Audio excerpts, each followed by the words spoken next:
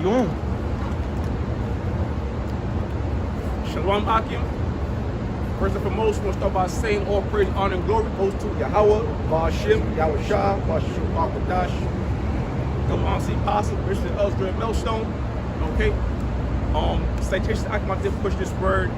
See, and honestly, of course, this is Greatmillstone Nyc, and we're going to kick it off in the spirit. This is Amos chapter 9 and verse 8. It says, behold, the eyes of the Lord power are upon the sinful kingdom. Right, the eyes of the Lord power, which that's going into the angels, man. Contrary to popular belief, the angels are dark skinned. And they ain't little babies, man. They're angry men. Okay? Yep. This is Proverbs chapter 15 and verse 3. It says, the eyes of the Lord are in every place, beholding the evil and the good. Right, beholding the evil and the good. Right, because in the end of this whole thing, everybody's going to get judged for righteousness or for wickedness. So go back. Amos 9 and 8. It says, behold, the eyes of the Lord power are upon the sinful kingdom. And that sinful kingdom is America. What makes America a sinful kingdom? America breaks every law, statute, commandment in the Bible. Okay? Completely contrary. All right? He put that image up, Caesar Borgias, and called himself the one, the Lord, or one he called Jesus Christ, which his real name is Yahweh Shai. All right? So America is a sinful country. That sinful nation going into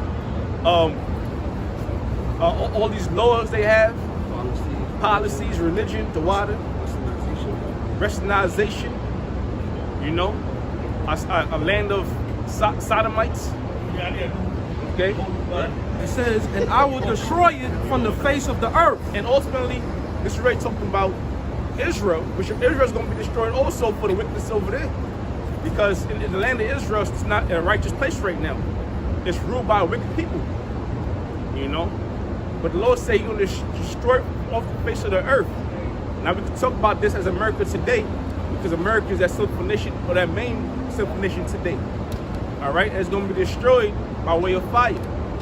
You know, which we see the destructions in hand, because why? We see everything, all the plagues coming to pass. All right. Now, one of the main plagues that have to happen, or one of the main prophecies that have to come to pass, is the mark of the beast, which is the Ark of the microchip, and then we have Jacob's trouble. You know, and when these things happen, yes, it's going to be war. War's going to break out, and ultimately, the end of the whole thing is going to be nuclear missiles being shot off from one end of the corner, from one end of the earth to the other. Right? It says, saving that I will not utterly destroy the house of Jacob, saith the Lord. You know, will not utterly destroy the house of Jacob. All right, and that's something about you so-called Negroes, as he knows in Native Americans. All right, because Jacob, that's the progenitor of Israel. All right, that's our forefather. Then you got Esau, who's the forefather of the so-called white man. All right, but the Lord said, deliver Jacob. The Lord said He's not going to utterly destroy the house of Jacob. Why? He's going to have mercy on Jacob, and because the elect has to be delivered. You know, now 2/3 is going to be destroyed. You might think all of Israel is going to be destroyed because of how many people is going to get caught up in that destruction. But the elect, the 1/3, that small remnant, is going to be delivered. All right. This is Zechariah chapter 13 verse 8. It says, and it shall come to pass that in all the land, saith the Lord, 2 parts therein shall be cut off and die. Yeah, 2 parts therein, the land shall be cut off and die. And that's talking about, and that's talking about Israel, man. That's about 2/3 of our people. And why is that? For the wickedness our people commit. All right? The sins. You know? Following these heathen nations, but not following their true power. So you're going to be judged for that. The same way Mercury's going to be judged, the Esau's going to be judged. 2/3 of our people going to die that same death, that same judgment. It says, but the third shall be left therein. The 1/3. All right? In other words, only the elect is going to be left. The men out there in the houses and byways. Then you have the believers, you have the women, the children. all right, that's gonna be saved, man. You know, so the only ones that's gonna be left from the destruction is the elect. What you got real quick? So, Jeremiah chapter 25, verse 32. Thus saith the Lord of hosts, behold, evil shall go forth from nation to nation, and a great whirlwind shall be raised up from the coasts of the earth, and the slain of the Lord shall be at that day from one end of the earth even unto the other end of the earth. Yeah, that's right, man. So that whirlwind, it was not going to destruction. Okay, because the scripture said what? The destruction should come in a sudden. Okay.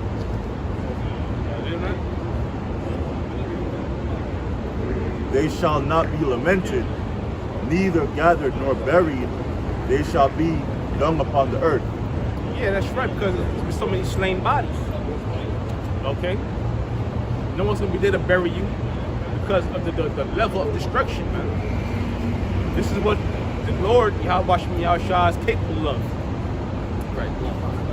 Okay. This is 2nd Ezra chapter 9 and verse 22.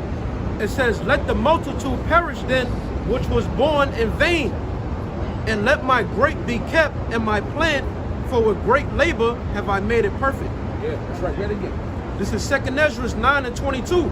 It says, let the multitude perish then, which was born in vain. Yeah, the multitude that's born in vain. All right? Because what's the duty of man? The duty of man is to do the works of the Father. God doing the howays and boways, not just any man, an Israelite man. All right? But you got a multitude that's born in vain. Meaning what? They was born for destruction. You know? They have not been doing what their main duty. I've been thinking about doing everything else under the sun. That's really what? Folly. This is Ecclesiastes chapter 12 and verse 13. It says, let us hear the conclusion of the whole matter. Fear the Most High and keep His commandments. That's the conclusion of the whole matter. So this is the main thing. Everything else is vanity. Right? It says, for fear the Most High and keep His commandments. You know, when you fear somebody, you do what they say. Right? It says, for this is the whole duty of man. Yeah. When you talk about Israel, you know, as an Israelite man, this is your whole duty, to fear the Lord and keep His commandments. Right? Keep the Lord's such commandments to the best of your ability. All right? Back in 2nd Ezra 9 and 22, it says, let the multitude perish then, which was born in vain. Let them perish, man. Let them be destroyed. Whether it's by fire, by the sword, martial law, right? Concentration camps, whatever it may be, right?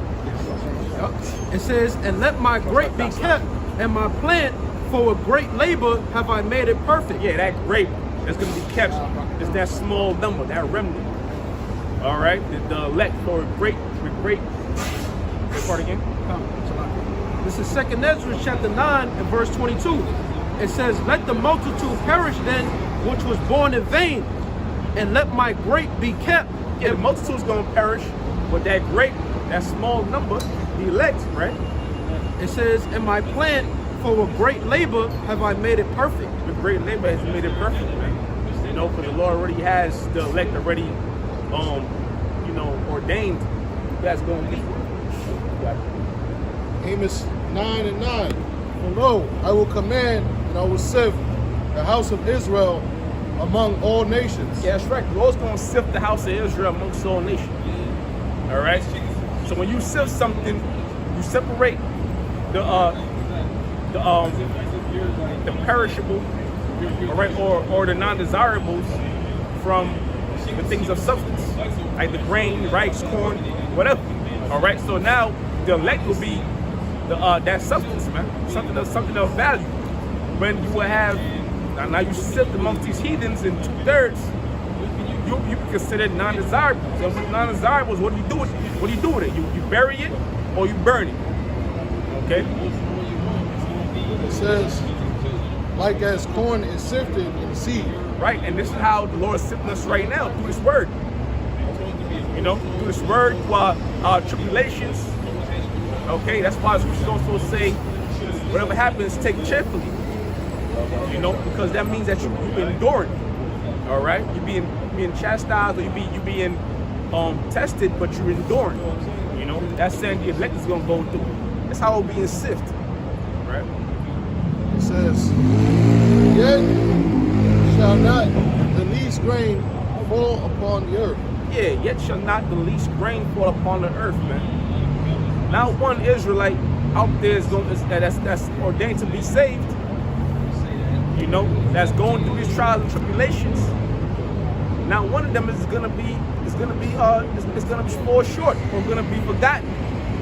You know, because we ain't dealing with a regular man that forgets shit. All right, you get in your car, you drive 5 miles away, and you forgot your car to access your job. The Lord ain't like that, man. All right, the Most High ain't gonna forget nobody. The scriptures say the Lord knows the number of hairs on our head. You know, so how the hell is he gonna forget? No matter if you're the least, from the least to the greatest, the Lord's gonna get everybody, man. A little more. It says, all the sinners of my people shall die by the sword. Right, but the sinners, you guys gonna die by the sword. You know, and that ultimate sword, as you're going into, is that destruction by fire. Which say the evil shall not overtake nor prevent us. Yeah, that's why. See, Jacob is in a comfortable state. You know, that's why they're not out here on the highways and byways pushing the works, because they're comfortable. They like catching hell.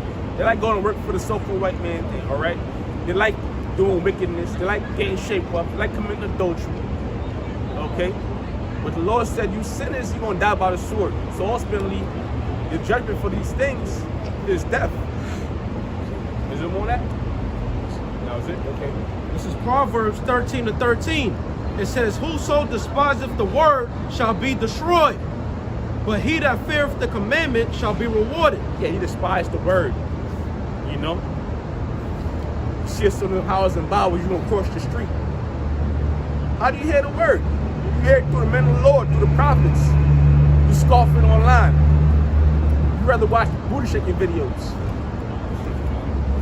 You know? But you don't want to listen to the word when it's coming out. So you still got that? You dropped it. I get it back. That's all right. You know? But yeah, you despising the word. All right, go ahead. This is Proverbs 13:13. Whoso despiseth the word shall be destroyed, but he that feareth the commandment shall be rewarded. See, we in a time of judgment, okay? Destruction and deliverance. You know? And two-thirds of our people, there's gonna be a lot of death you're gonna see in these streets. The Lord is bringing judgment upon as we speak. You know? But now we're moving into time of Jacob's trouble. So we martial law, time of famine. Okay, God is gonna collapse. All right, people losing their money left and right, and things are gonna get worse. And you see the hatred is being developed amongst these people, man. That was it, right? All right, what you got? Yes, sir. This is Zephaniah 3, verse 5. It says, the just Lord is in the midst thereof. He will not do iniquity. Every morning doth he bring his judgment to light. Yeah, that's right, man. The Lord doesn't do iniquity. All right? It's a righteous power. Every morning he brings a judgment to light. So if you see a little baby die, now you bawling out, Lord, why? And that's judgment. You know? The Lord do iniquity. Oh, it's a so-called pastor and he get hit by a bus and you asking Lord why? It's judgment. Okay? Yeah, you turn on your local news. That's why you're always hearing about somebody shot, somebody got stabbed or hit by a car. You know, and it's not gonna stop. Yeah, not even the kingdom. And the ultimate judgment is gonna be by way of those nuclear missiles, man. Coming out of those silos. Yo, what you got? Malachi chapter 4 verse 1. For behold, the day cometh that shall burn as an oven. Yeah, the day comes that shall burn as an oven. I mean, going back in the ancient times, the ovens, you there was no temperature. You put some bread in the oven, some dough in the oven, you put it in, you pull it out. That's how fast it's gonna be ready.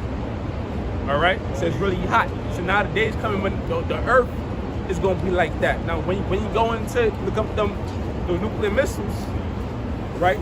When they hit ground zero, the earth gets as hot. The earth gets the surface of the earth. The surface of the earth gets as hot as the sun, right? Second Peter, go read it. And all the proud, and all that do wickedness. And all the proud, which Esau, so white man, is the proudest man alive. But then you have our people that follow in the footsteps of Esau, all right? And our people, they proud as hell too, because they got spirits on them, right? And they're gonna be judged for that, you know? It's not the time that you wanna pick to, you know, be wicked or proud. You know, the Lord is coming for the humble at heart. So read that all the time. For behold, the day cometh that shall burn as an oven, and all the proud, and all that do wickedly shall be stubble. Yeah, all that do wickedly shall be stubble. All right, what stubble is something that keeps the fire going. All right, it's gonna be food for the fire. You know, like it's all over the scriptures that judgment is coming for the wicked. You know, so why the hell would you want to do say that's wicked, man? That's 2/3 of our own people. You spoke with Negroes, Latinos, and Native Americans, heathens, and of course, public enemy number one, so-called white men. And the day that cometh shall burn them up, saith the Lord of hosts, that it shall leave them neither root nor branch. Yeah, in other words, after this destruction, your kingdom is not going to be built up again. So if you have a root or a branch, burn down a forest, leave a root or a branch, and that forest could repopulate itself.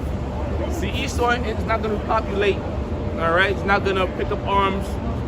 You're not going to be in some damn cave making weapons and shit like that, man. He's not going to rise again. So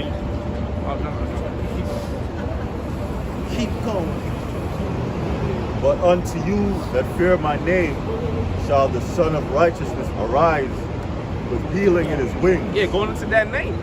All right, that name is very important, and it's not Jesus Christ. Okay,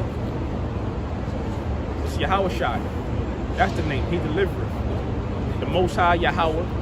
He is, or he exists, and his Son Yahweh Shai. You have to believe on those names, right, and have faith. Why? Because that part again. But unto you that fear my name shall the Son of Righteousness arise with healing in his wings. Yeah, Yahweh Shai, man. When Yahweh Shai comes back here, he's going to have healing in his wings. Those chariots. You know? The scriptures speak about it when we get being beamed up and our bodies changing. You know? Have the wisdom, knowledge, and understanding in our inward parts. Meaning what? We're going to be going off, we'll be sinning. So if we're not sinning, there won't be no more sickness, no illness, no more death. Right? And ye shall go forth and grow up as calves of the stall. Right? And ye shall tread down the wicked, for they shall be ashes under the soles of your feet. Yeah. Now, one thing's for sure, as most animals in protection, right? But now, when the calf come out the store, he's so excited that he kicks and he dances, right? And he stomps on the mud. So that's gonna be Esau's position in the kingdom, man. All right. Even when you get those spiritual powers, Lord will, right? Shall be ashes under the soles of your feet in the day that I shall do this, saith the Lord of hosts. And that day is the time, you know, the day of the Lord returns. Right. Remember ye the law of Moses my servant, which I commanded unto him in Horeb for all Israel with the statutes and judgments. Right. Behold, I will send you Elijah, the prophet, before the coming of the great and dreadful day of the Lord. Yeah, that's right. Now the coming great and dreadful day of the Lord is at hand now. Okay. Right. And he shall turn the heart of the fathers to the children, and the heart of the children to the fathers, lest I come and smite the earth with a curse. That's right. And that curse, ultimately this earth curse is going to be destruction. In this time. All right, because you don't follow the laws. Now, if you go back to the Samaritans, right, when the Lord sent those heathens into Samaria with the Babylonians, they didn't follow the laws. All right, and the Lord put a curse on them, which that curse was those lions. I believe it was lions, or was it bears? It was lions, right? I believe it was lions. It was lions attacking them and killing them until they have to go and get the laws, the Levite, man. So now the curse that's coming upon this place today is those nuclear missiles. All right, that fire. And those chariots, man. The chariots are going to be delivering, and it's also going to be destroying. 2 Peter chapter 3 and verse 10. It says, but the day of the Lord will come as a thief in the night, and the which the heavens shall pass away with a great noise. This is 2 Peter chapter 3 and verse 10. It says, but the day of the Lord will come as a thief in the night. Yeah, the day of the Lord will come as a thief in the night. Right? Because our people are not looking. They ain't looking for it. They ain't see the prophecies coming to pass, but they don't have no faith in the prophecies. Or they too stuck watching folly, things of the world. But here it is, you have the elect men that's watching. All right, so the Lord's be a thief in the night, yeah, but to the wicked. It says, in the which the heavens shall pass away with a great noise. Yeah, the heavens, America's kingdom is the heavens. All right, these heavens is going to pass away with that great noise. And that great noise is the sound of those missiles going off. All right, those warheads, Some of those missiles, not some of them, but what they do is they break the sound barrier. Hypersonic, all right, and then they explode. So it's gonna be a great destruction, man, because the buildings is gonna shatter just off the force. It says, and the elements shall melt with fervent heat, and the earth also and the works that are therein shall be burnt up. Yeah, man. So everything is gonna be destroyed. All right, everything that America pushes, not just physically, like the buildings and skyscrapers and whatnot. All right, but also the whole vibration of America.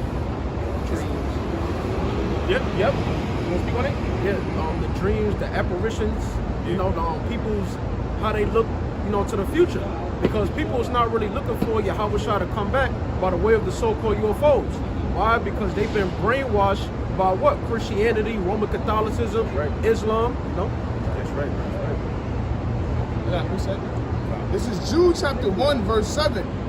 Even as Sodom and Gomorrah and the cities about them in like manner, giving themselves over to fornication and going after strange flesh, are set forth an example, suffering the vengeance of eternal fire.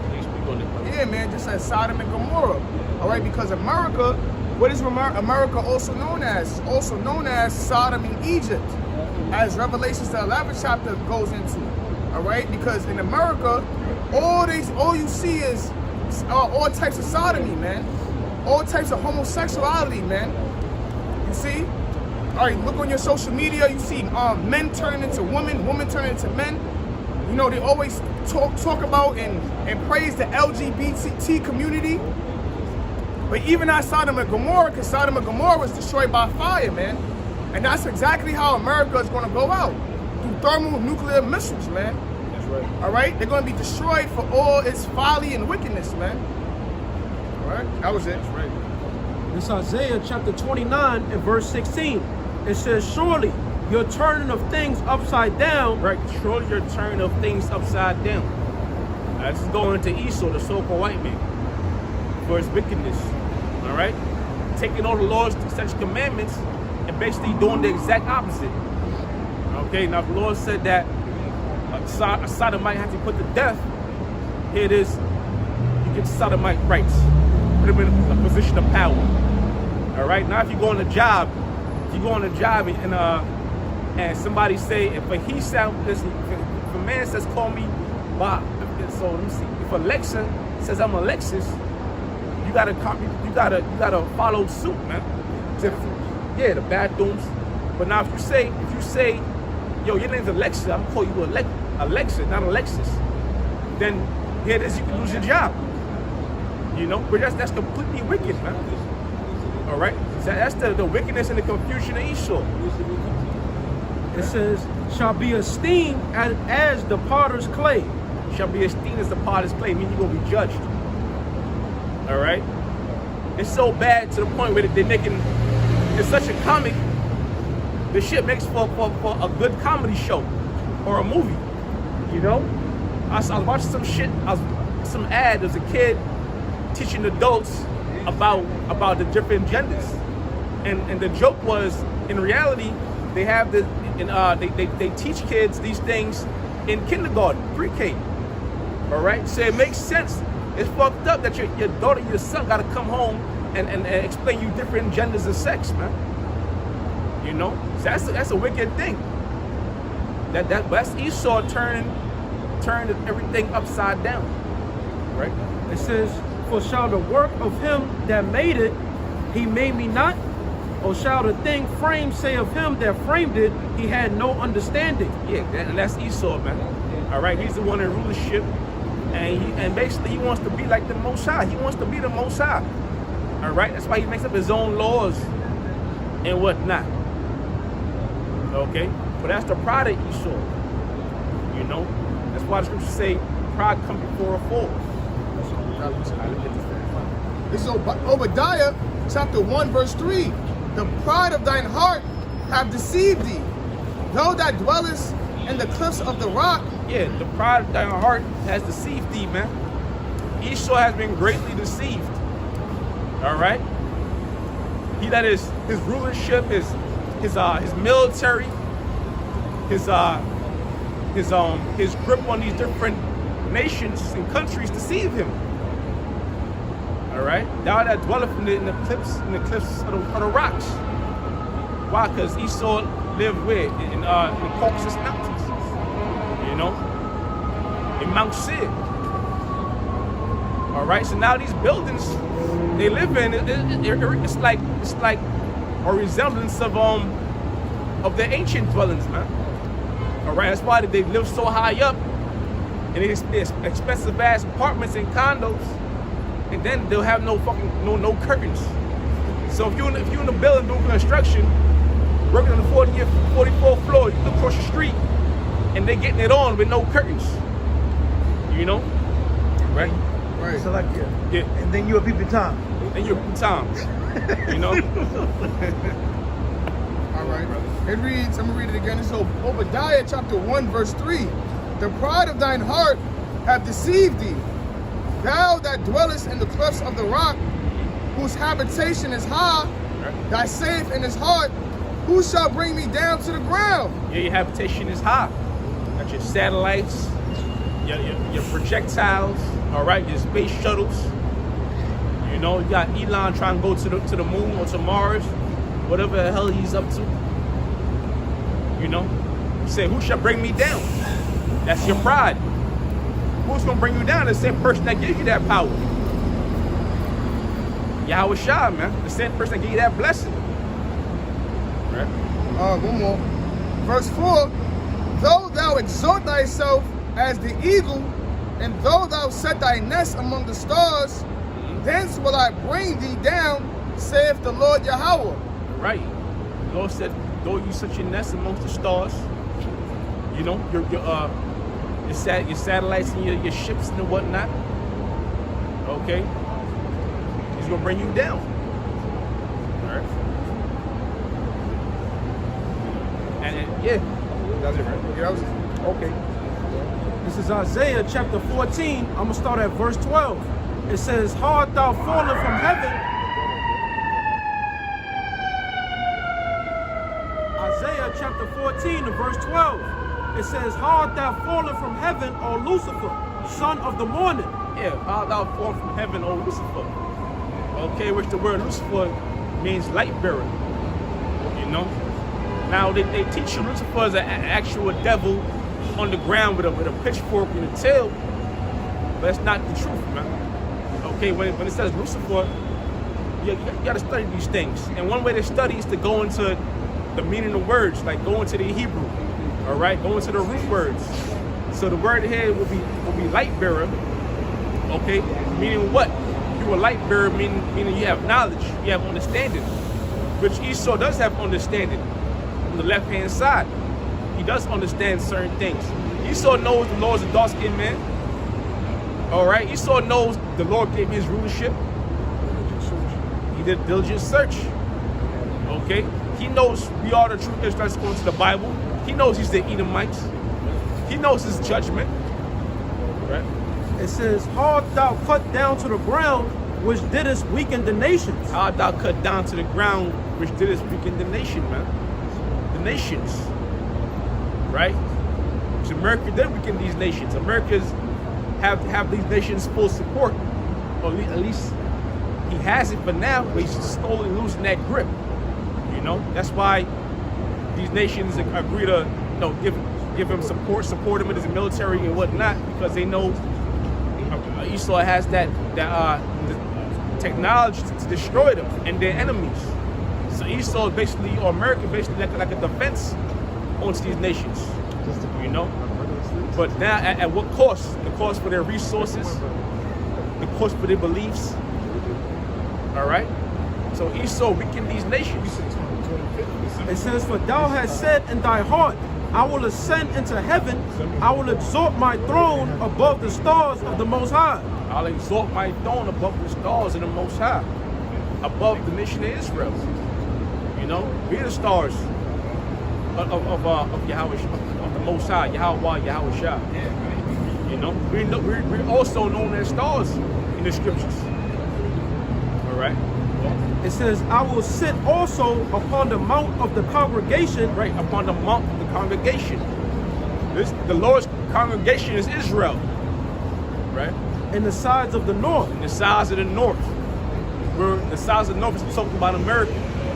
Because this is our captivity. You know, our main captivity is here in America. It says, "I will ascend above the heights of the clouds. I will be like the Most High." I'll ascend above the heights of the clouds. I'll be like the Most High.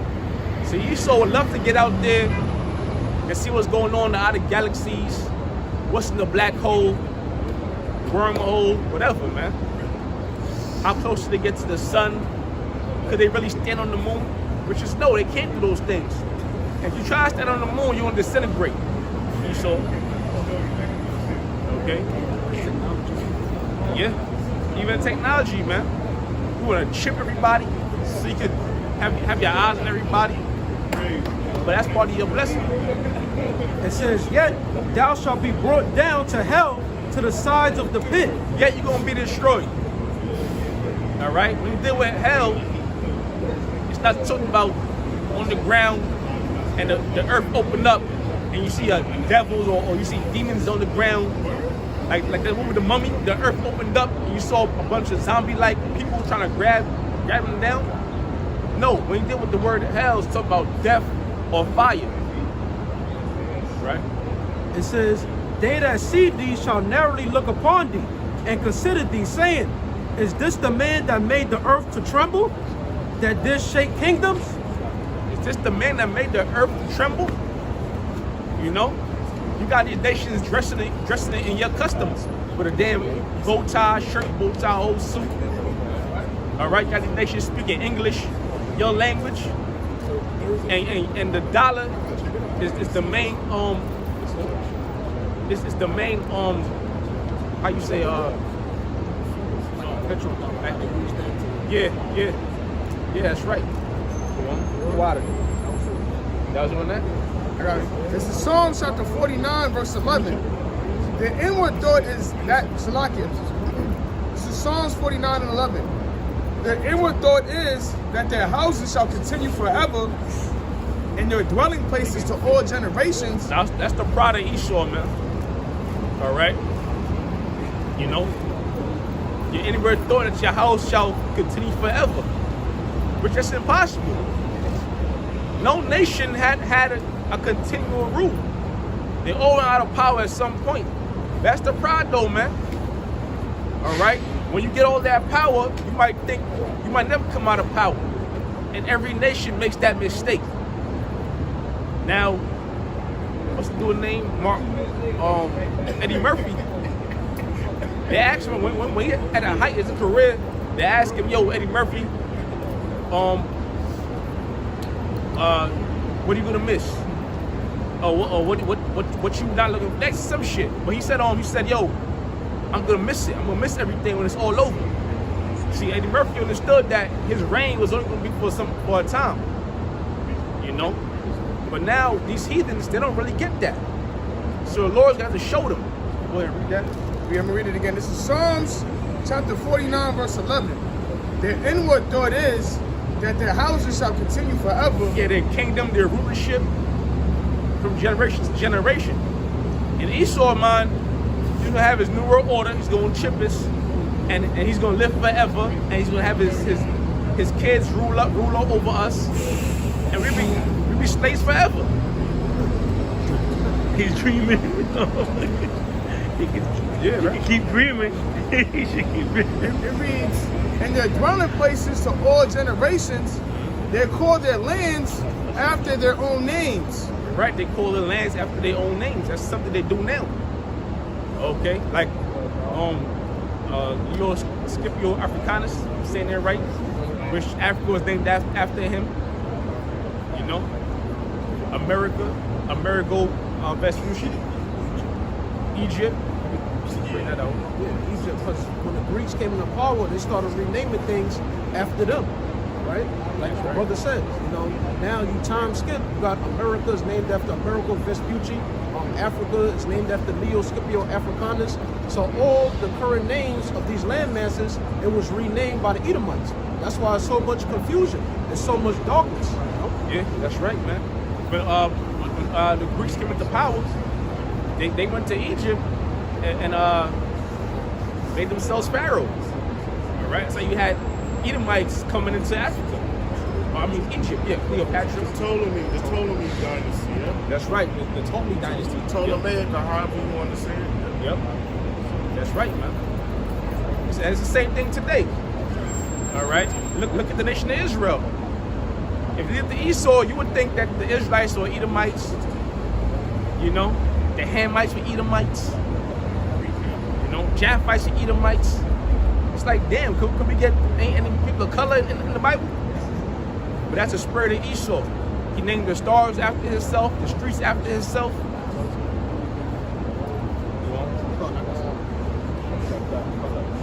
That was it. All right. This is Isaiah chapter 25 and verse 7. It says, and he will destroy in this mountain the face of the covering cast over all people. Yeah, the Lord can destroy the face of the covering cast over all people. Okay? Which that's put up by Esau. You know? Putting up these lies and whatnot. Listen, in the kingdom, everybody's gonna have their true nationality. You know? I know nothing made up or stumbling blocks or whatnot, man. It's gonna be the truth. You know, and Esau's gonna be exposed also for calling himself the Israelites or Israelis. European, you know. Which is a lie, man. They say you an Edomite. It says, and the veil that is spread over all nations. Right, the veil is spread over all nations. Got it.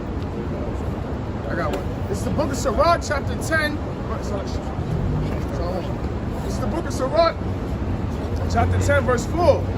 It reads, the power of the earth is in the hand of the Lord, and in due time he will set over it one that is profitable. Right? Break down, bro. God, so the power of the earth is in the hand of the Lord, and we've seen that throughout secular history, man. Right? When you read, Psalm 75th chapter, we've seen different kingdoms rule, man. All right, we've seen the Assyrians, the Babylonians rule for a certain time. All right, we've seen the Medo-Persians rule for a certain time. The Greeks, the Romans, and right now this is the new Rome. All right, and who gave Esau its power? The Most High. When you read Job, the 9th chapter. All right, but right now it says he's going to set one that is most profitable, and that's going to be the nation of Israel. All right, which consists of the so-called Negroes and Latinos and Native Americans. All right, when we ruling and joint rulership with Yahweh Shah, man, that's when peace is going to be on earth, when the Israelites are ruling. All right, when Yahweh Shah establishes his throne once again, man. I mean, finally, when he establishes his throne, man. All right, which is going to be on earth. Okay. Right. I'm gonna jump down to verse 8. It reads, because of unrighteous dealings, injuries, and riches got by deceit, the kingdom is translated from one people to another. Yeah, that unrighteous dealings. But there's nothing righteous. There ain't a righteous bone in the so-called white man's body. There's nothing righteous about him. All right, so say from the womb he goes astray, speaking lies. All right, should we have more time? God, this is the book of Sirach, chapter 10, verse 8. Because of unrighteous dealings, injuries, and riches got by deceit. By deceit, rape, rob, murder. Esau got belongings from Israel still, from ancient Israel. Stolen, they got it in museums, in their safes. They got to split all that up. Right?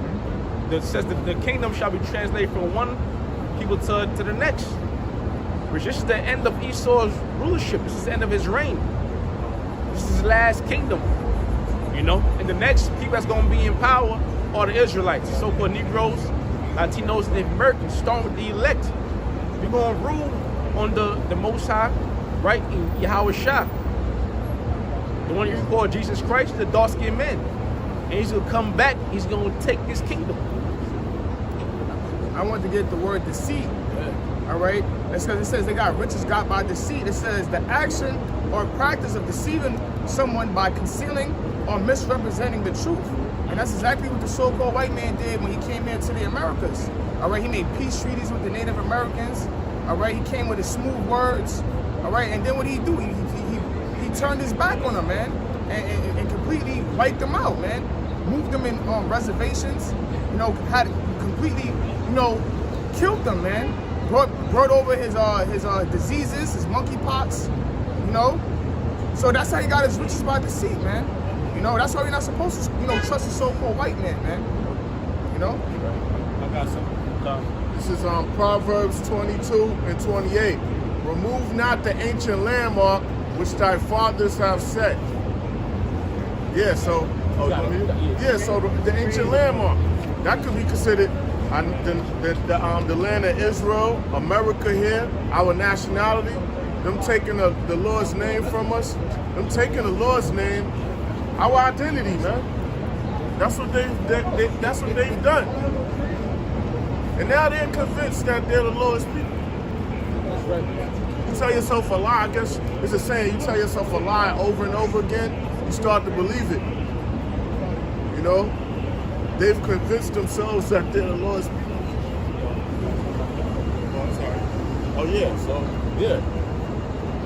So the kingdom is translated, meaning transferred from one people to another.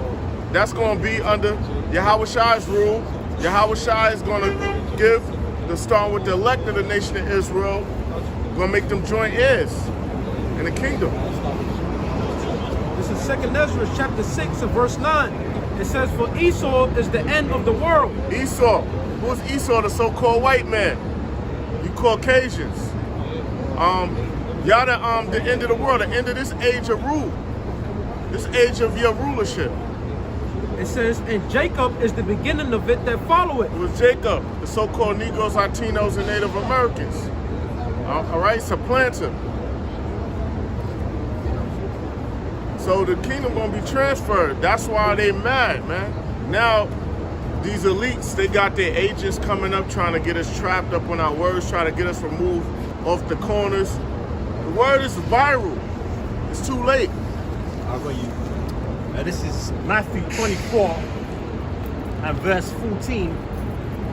It says, and this gospel of the kingdom shall be preached unto This gospel, good news, shall be preached throughout the whole earth. That's what's going on now. Everywhere, all the continents, you got the Israelites. They done been woken up. The Lord woke them up through our apostles on down the ranks, the bishops, elders on down the rank. It says, and this gospel of the kingdom shall be preached in all the world for a witness unto all nations. I'm sorry, you can say it. It says, and this gospel of the kingdom shall be preached in all the world. All the world, everywhere. All right? The four corners of the earth. Meaning north, south, east, west. All right? It ain't meaning like the earth is flat or whatever. I had to put that out there, you know? You got people thinking we live on a flapjack. You know, a pancake. We don't live on a damn pancake. We live on a sphere. And what is a sphere? A sphere is a three-dimensional circle? Yes, it's a ball. It says, in all the world for a witness unto all nations. A witness to all the nations. The nation's gonna know who the Lord is, who the Lord's people are. And then shall the end come. Then shall the end come. So we at that point. All the major prophecies about to take place. Nationwide famine, global famine. Nationwide financial meltdown, global financial meltdown because the 13 banking families, you know, the Lord gave them the power. They're gonna collapse all the economies, man. They're gonna do it. You know? This is Ezekiel chapter 39 and verse 23.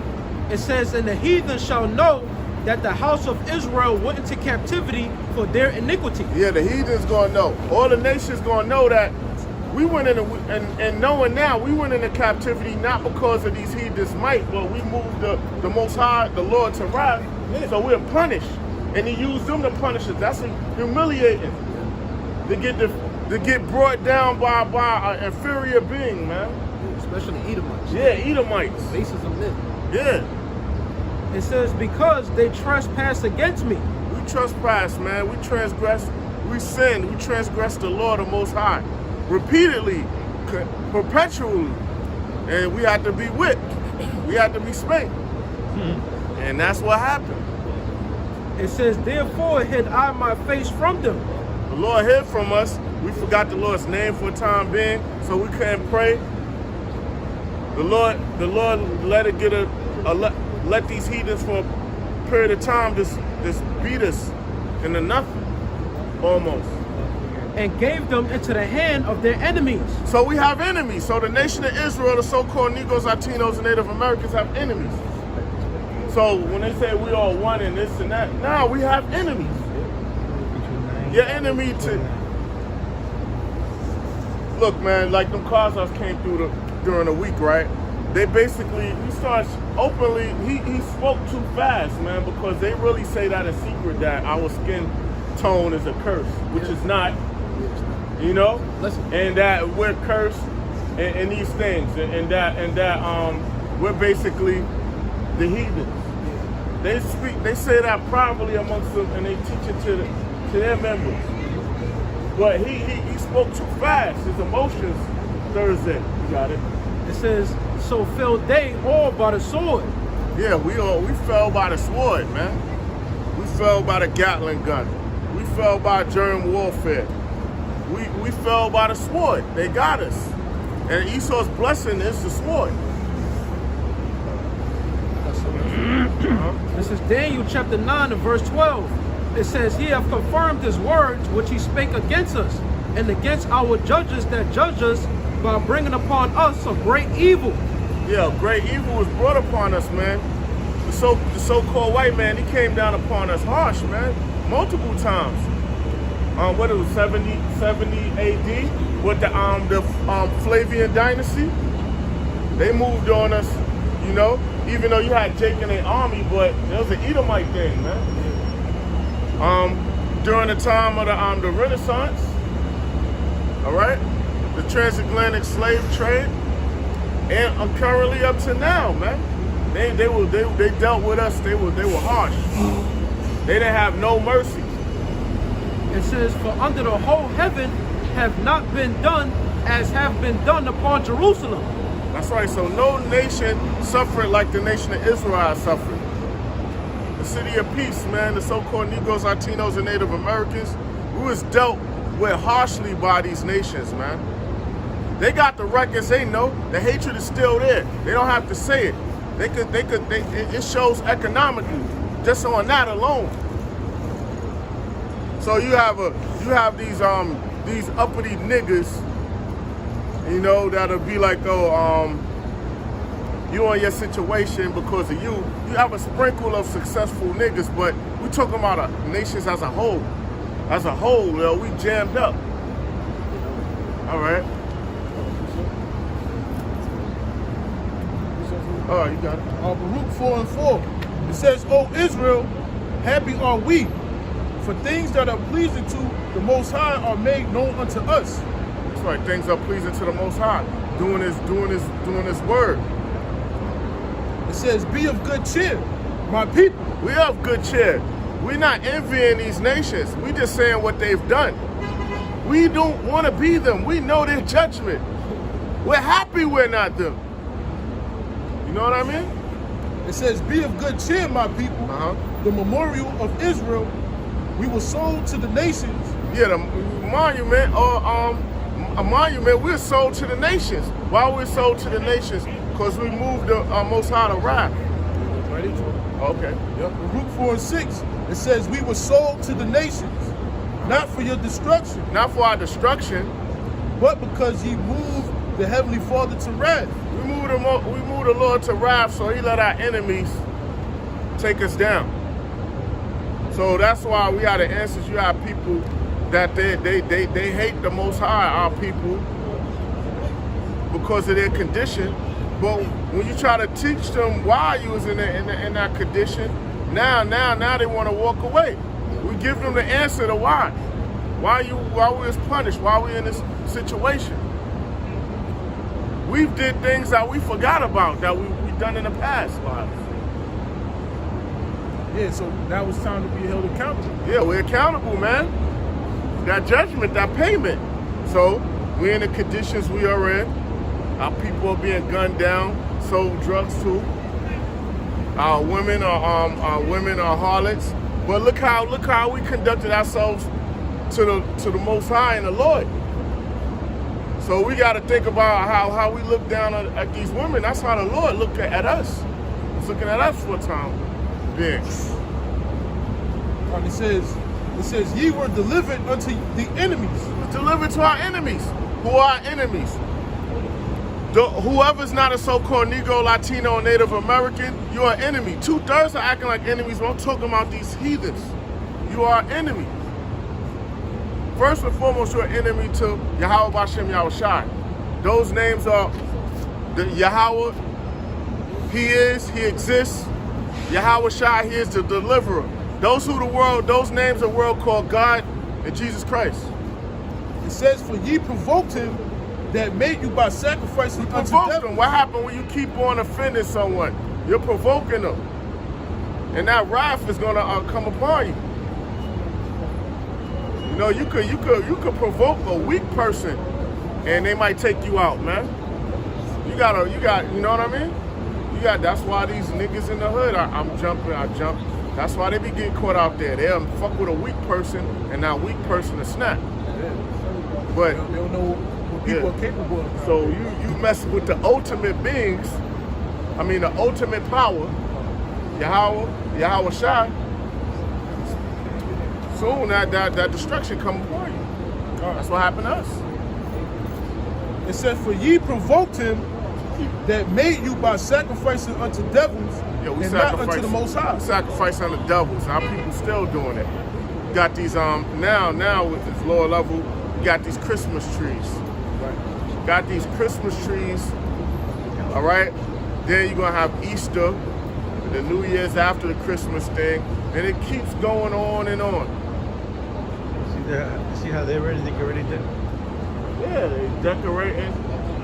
You know, that's why people be destroyed. All across the street. They got the damn lights in the hood. They got the lights on the signs, you know.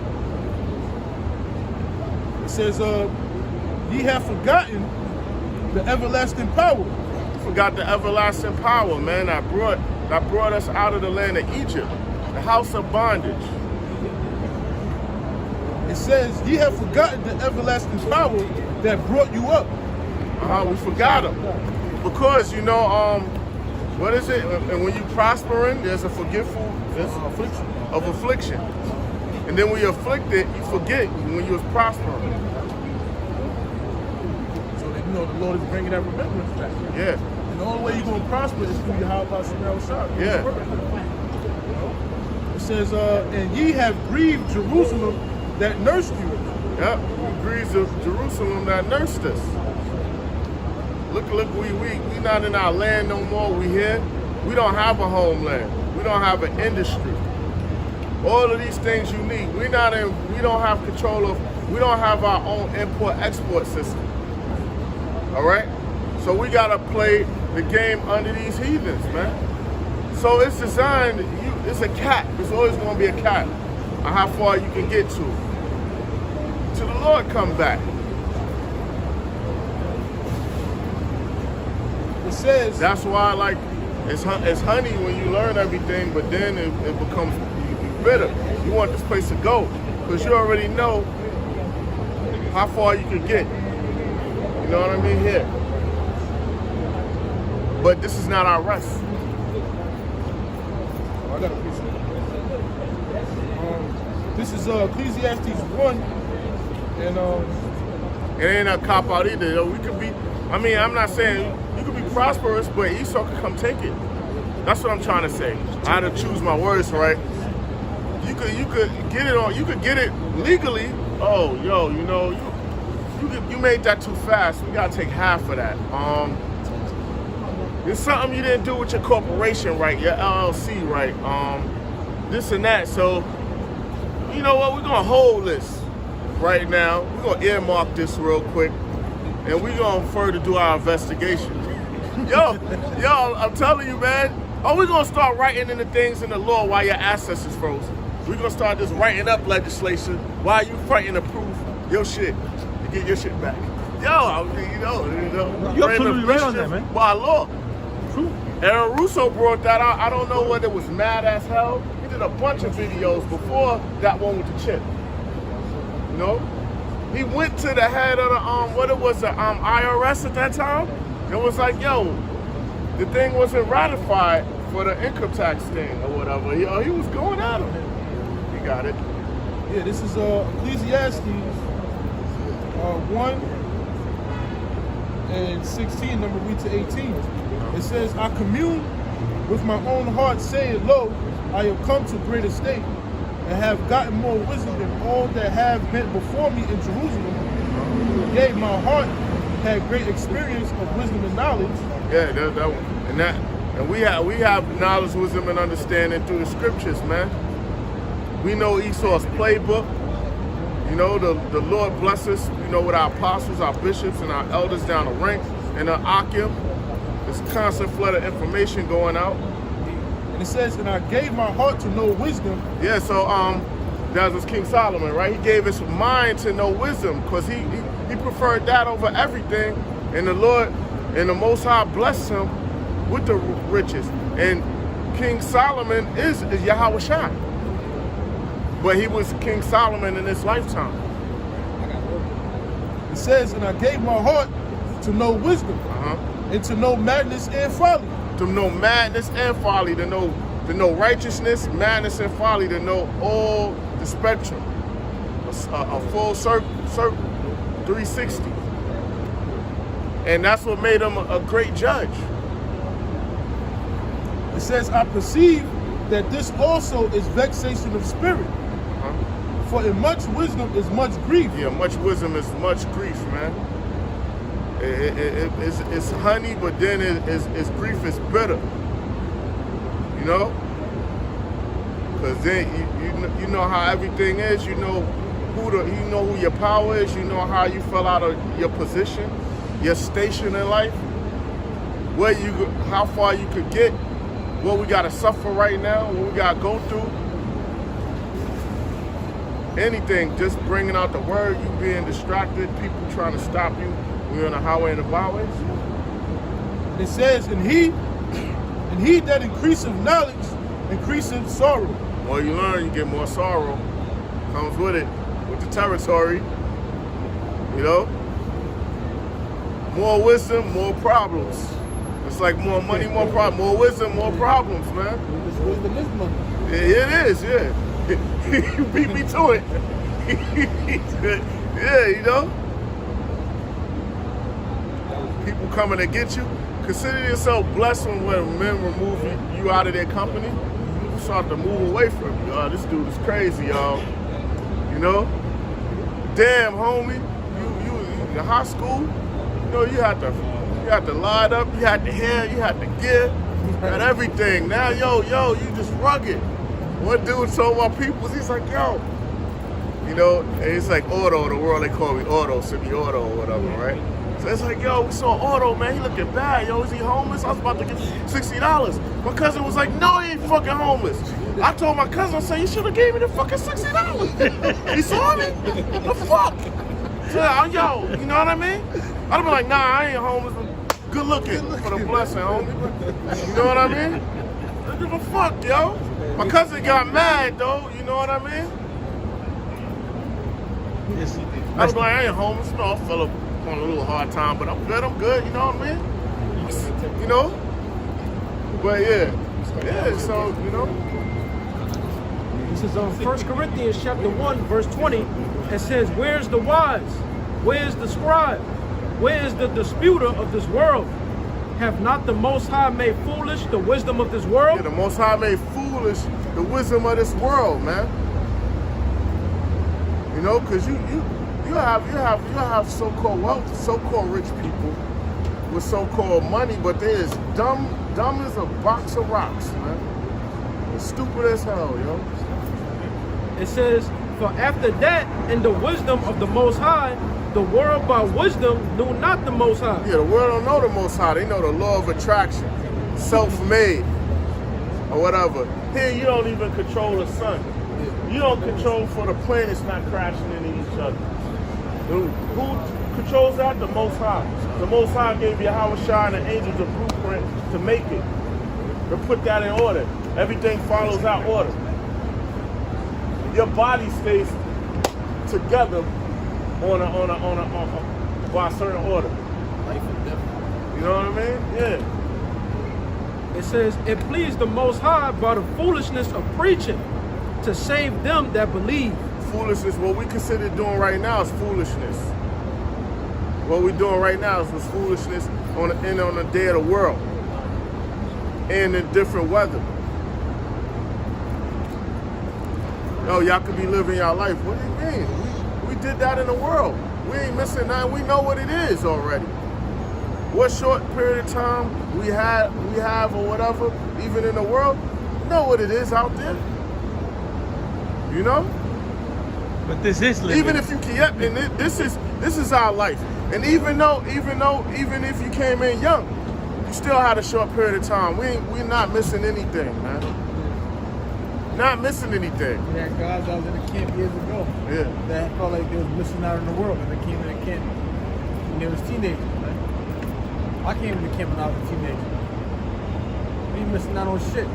Same thing as in the world back then, but the same thing as in the world now. Yeah. You missing out on nothing. Guess what? When you go outside, them same niggas in front of the corner store, them same niggas in front of the liquor store, they're the same niggas that was there 2023. They was there 2003. Yeah. Am I lying? You're not They're just lying. older. Yeah. That's all. We ain't missing nothing. I don't want to blabber, but in the world, my crib, And when I was in Brooklyn, you know, I had the big apartment, 3 bedrooms, the living room, the dining room. My crib was a hangout. Have all the bitches there and all of the biddies, the smitties, whatever. You know, it was a non-stop party at my crib. You know what I mean? I mean, I ain't glorifying it, but that shit is boring now, man.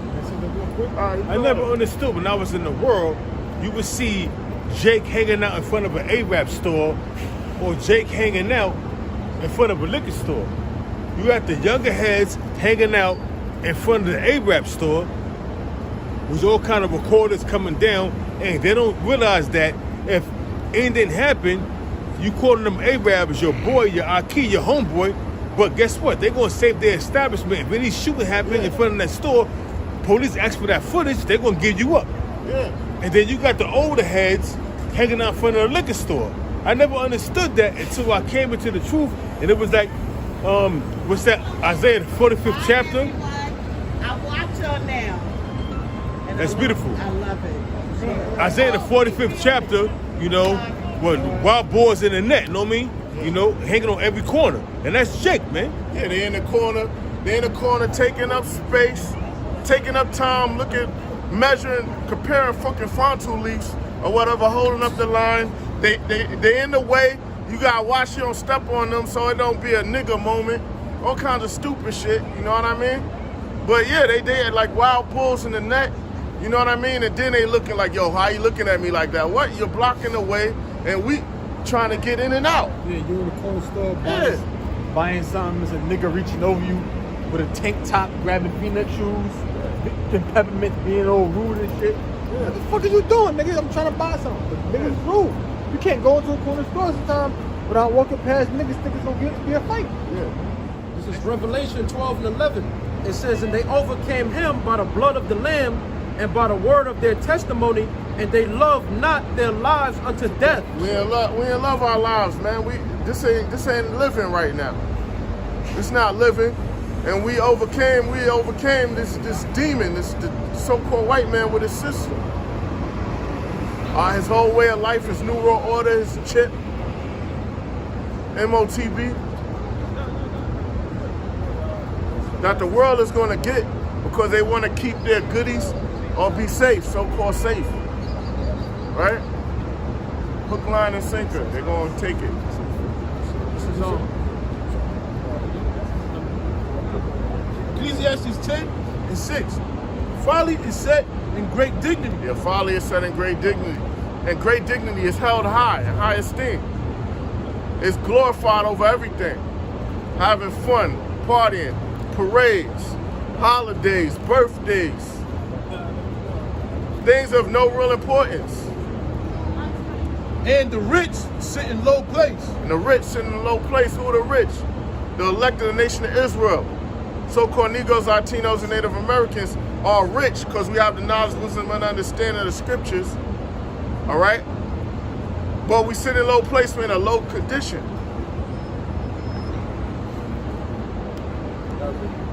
All right?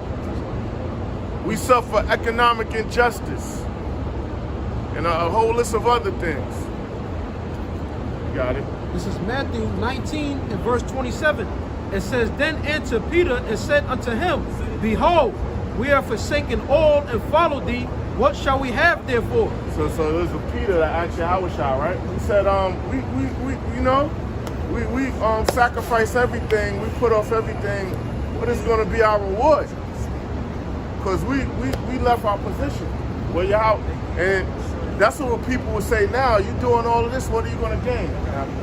And Yahushua said unto them, verily I say unto you, that ye which shall follow me in the regeneration. The regeneration, all right? What is that? Reincarnation in the kingdom. When the Son of Man shall sit in the throne of his glory. Son of Man, Yahushua going to sit in the throne of his glory. Because everything's under his subjection, and he going to rule on earth, the universe, all these galaxies. It comes under his rule, right? He also shall sit upon 12 thrones. That hierarchy, that governing body under Yahushua. The rank don't get no better than that. judging the 12 tribes of Israel. Judging the 12 tribes, meaning all the nation of Israel are going to be in a high position, but the men of the Lord are going to be at a higher position than all of Israel. It says, and everyone that have forsaken houses. Everyone that forsaken, that put off houses. Houses meaning wealth, assets, this life. Or brethren. Or family, because you lose your family on this side. You lose your family on this side. Why? Because, listen, man, people gonna turn their back on you. They're gonna be in your presence, so you're gonna have to distance yourself from them. It says, or sisters, or father. Sisters and fathers. We suffer that, man. Our family members, some of them might turn on us because we won't compromise this truth for them. It says, or mother, or wife. Or mother or wife. So everything is secondary and the truth is first, and they can't get with that. Or children. Or children. This thing comes before all. Because if not, you either gonna fall out or the Lord might just take that from you anyway and humble you. It says, or lands. Or lands. Property and lands and things like that. Because now your whole concentration isn't on those goods. It's on the word. For my name's sake. For the Lord's name. Shall receive 100-fold. You're gonna get 100-fold. You're gonna get multiple of what you lost on this time. It's gonna be multiplied exponentially. Think about Job. He lost his whole family, everything. Yeah. His riches. And guess what? At the end, the Lord gave him, even though he lost his children, but guess what? The Lord gave him, he blessed him. He had more children, and the Lord increased his riches sevenfold. You got a higher RR, rate of return. So guess what? He lost his children and went to the spirit world, but guess what? He had, after he came from out of that situation he was in, he was able to, have more children, and the Lord increased his wealth. And that's like symbolic to how Israel fell, is going to come back, and the Lord's going to increase it at the last end, man. Those as a part of the elect. Yeah. It says, and shall inherit everlasting life. Everlasting life, meaning immortality. And your wealth is ongoing, and it's going to increase. Your substance is going to keep increasing. It's going to get to the point where we might lose count of what we have. No one's going to take it. Oh, I forgot. This is your that was your planet right there, galaxy, whatever. This is Proverbs 15 and 33. It says, the fear of the Lord is the instruction of wisdom, and before honor is humility. Before honor is humility, man. That's how you learn. You learn through loss. Going through failure, man. Going through trials and tribulations. Going through that straight gate, whereas you suffer, man. Losing family members, losing friends, your woman leave you.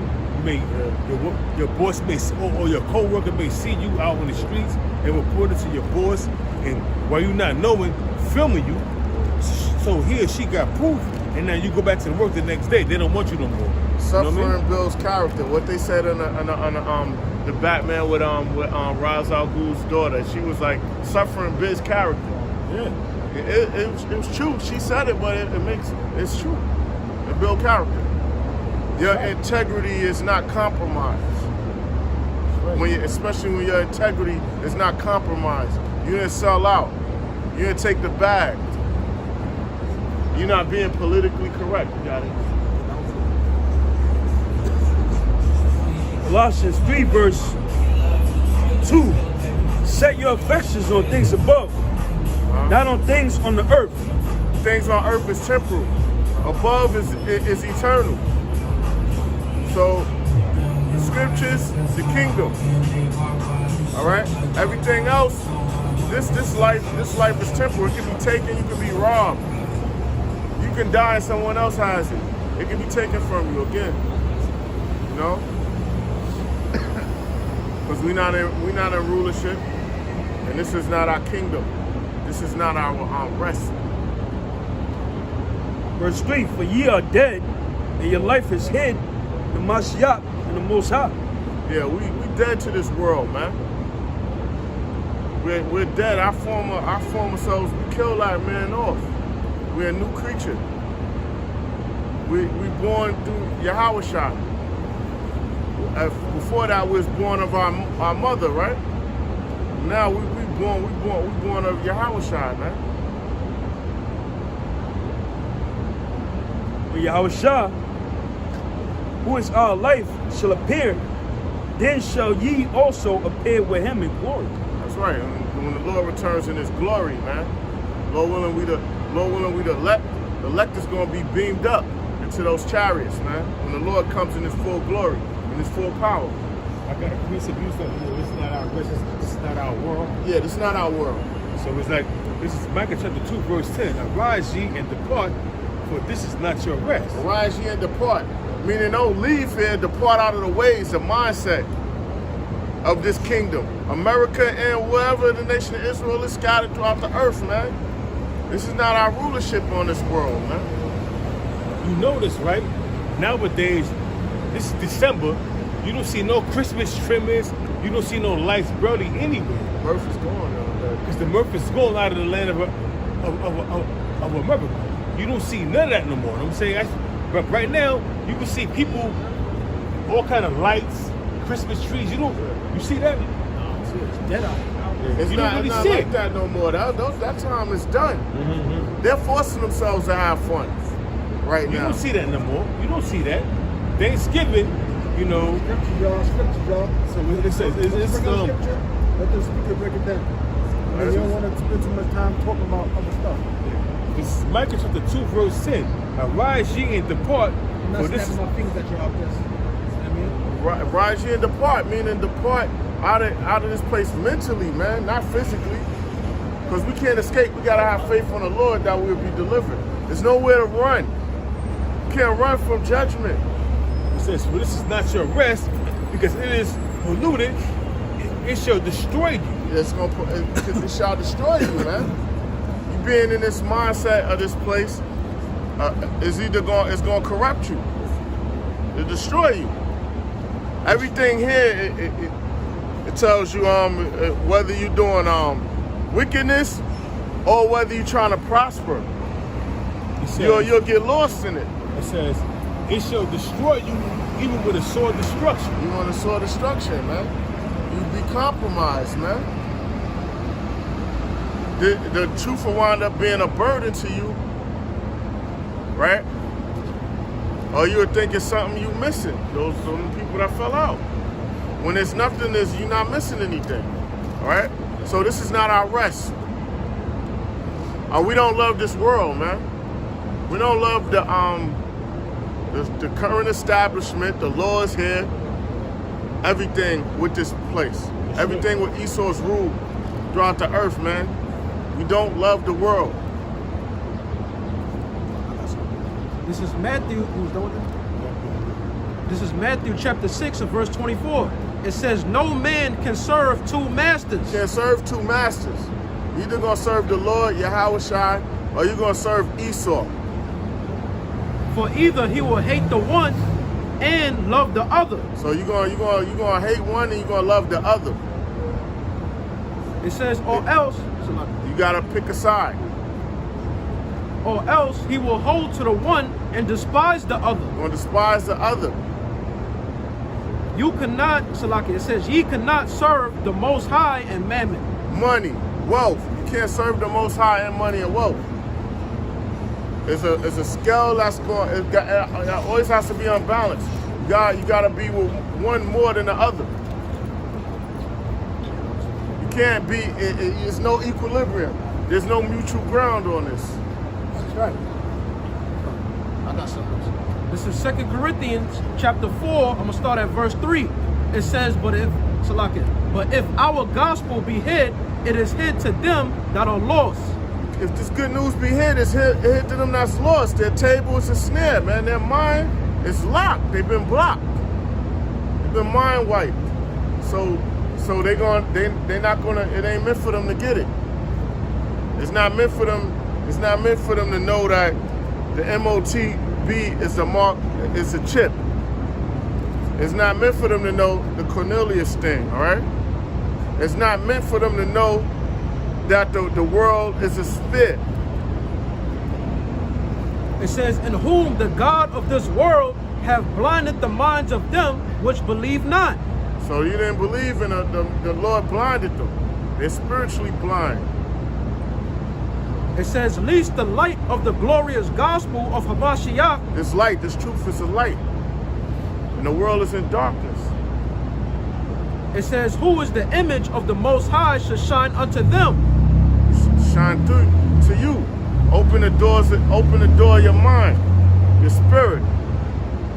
It says, for we preach not ourselves, but Hamashiach Yahushua the Lord. We preach Yahushua the Lord, who the world calls Jesus Christ. That's who we promote. We don't promote ourselves. We did nothing. We're just interpreting the law and speaking the law, speaking the instruction. It says, and ourselves, your servants. And we can't bring anyone in the fold. It's the Lord. All we doing is bringing out the word. It says, and ourselves, your servants, for Yahushua's sake. It says, for the Most High, who commanded the light to shine out of darkness, have shined in our hearts. Yeah, so the Lord created light and darkness, knowledge, wisdom, and understanding, physical light, and wickedness, and also darkness. It's twofold. It says to give the light of the knowledge of the glory of the Most High in the face of knowledge, wisdom, and understanding. That's knowledge. When someone has so-called wisdom, they call them bright. They say they're brilliant. It says, and that's why these sun worshipers, they twist things up and they worship the sun. Because that's why these Masons, they call sons of light, reflectors of light, illuminated ones. The word Lucifer, light bearer. It says to give the light of the knowledge of the glory of the Most High in the face of Yahushua HaMashiach. It says, but we have this treasure in earthen vessels. Yeah, we have this treasure, man, this knowledge, wisdom, and understanding. It's in us, Lord willing. That the excellency of the power may be of the Most High and not of us. It's of the Most High, it's not of us. We promote Yahushua. We promote Yahweh Bashem Yahushua. We don't promote ourselves. Right? That's who it's about. It's about Yahushua, man. See? And Yahushua is going to promote us. You know? We don't promote ourselves. Lord willing, he's going to promote us. Ecclesiastes 12:3. I'm sorry, 12:1. Remember now thy Creator in the days of thy youth. We're supposed to remember the Lord when we're young. We're supposed to do this word when we're young. We're supposed to go out when we're young, when we're in our strength. While we're healthy or able to do so to the best of our ability. While the evil days come not. While the evil days come not. And also when right now it's like there's a window open, like it ain't that, huh? Grace period. Grace period, yeah.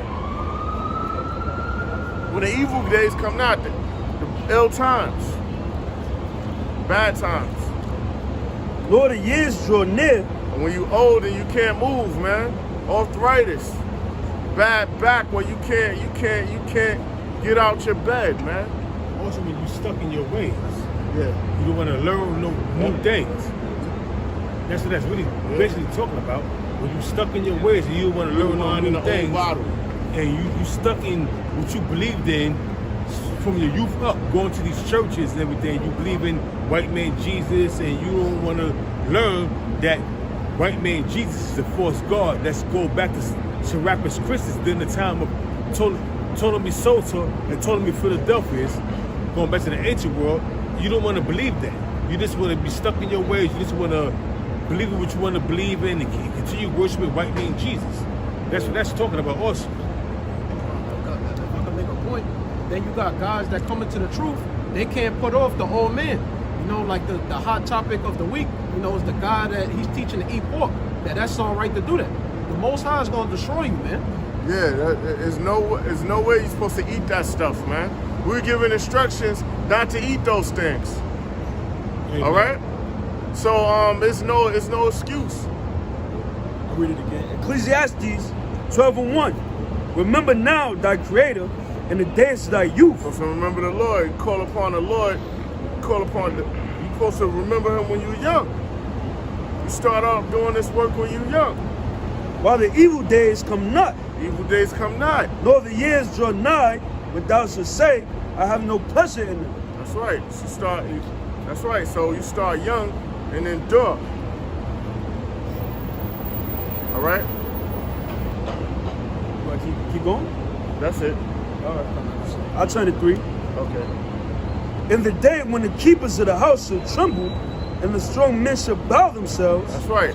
Keepers of the house, these elites and the strong men, these army, the army, mighty men, they're gonna bow themselves. You got SEAL Team 6, you got the snipers, you got the special forces for Navy and special forces for the Army, right? All of that, man. They're mighty. They're gonna fold up. Right. All the tough guys, they're gonna fold up. And the grinders cease. No work. Because there are few. It's not gonna be any employment. Everything gonna shut down, man. There's gonna be an establishment shut down. The grass and weeds gonna be all around it, growing out of it. Commerce is gonna cease. Right. Hospitals, everything gonna shut down. That's what it's talking about. You on your grind, the work, it's not gonna be any work. You got more? Yeah. And those that look out the windows be darkened. No visions of tomorrow, no opportunity. It's gonna be done. That's it. All right, I just want to say, wake up to the bird. I got mean, you real were- quick. Nah, you slow could mo. drop. All right. I got a question real quick. Going back to what you were Right. saying that this dude, it's about eating pork. Okay. He's deceiving the masses. You got some young jakes that's coming to the truth fresh, and they eating pork, and they may be struggling with that pork demon and that shrimp and crab and lobster demon. And this dude is saying that I dip my lobster tail in some butter sauce and I eat it on my steak. I eat shrimp. I'm saying I eat honey glazed ham, my world famous ham that I cook smothered in Coca-Cola, man. If you got a young Jake struggling with that demon of eating pork, he gonna be taken, pursuant to second Ezra 5:1 on that demon of eating pork. So this is, but guess what though? You gotta look at it on a spiritual level. Those that be taken is being sifted out by Yahweh while Yahweh shot. Yeah. And this is That's what them demons. That you ain't supposed to eat the swine. You supposed to eat swine, crabs, lobster, clams, or oysters, all of that stuff. And them pork demons, they cook that shit with the Coca-Cola.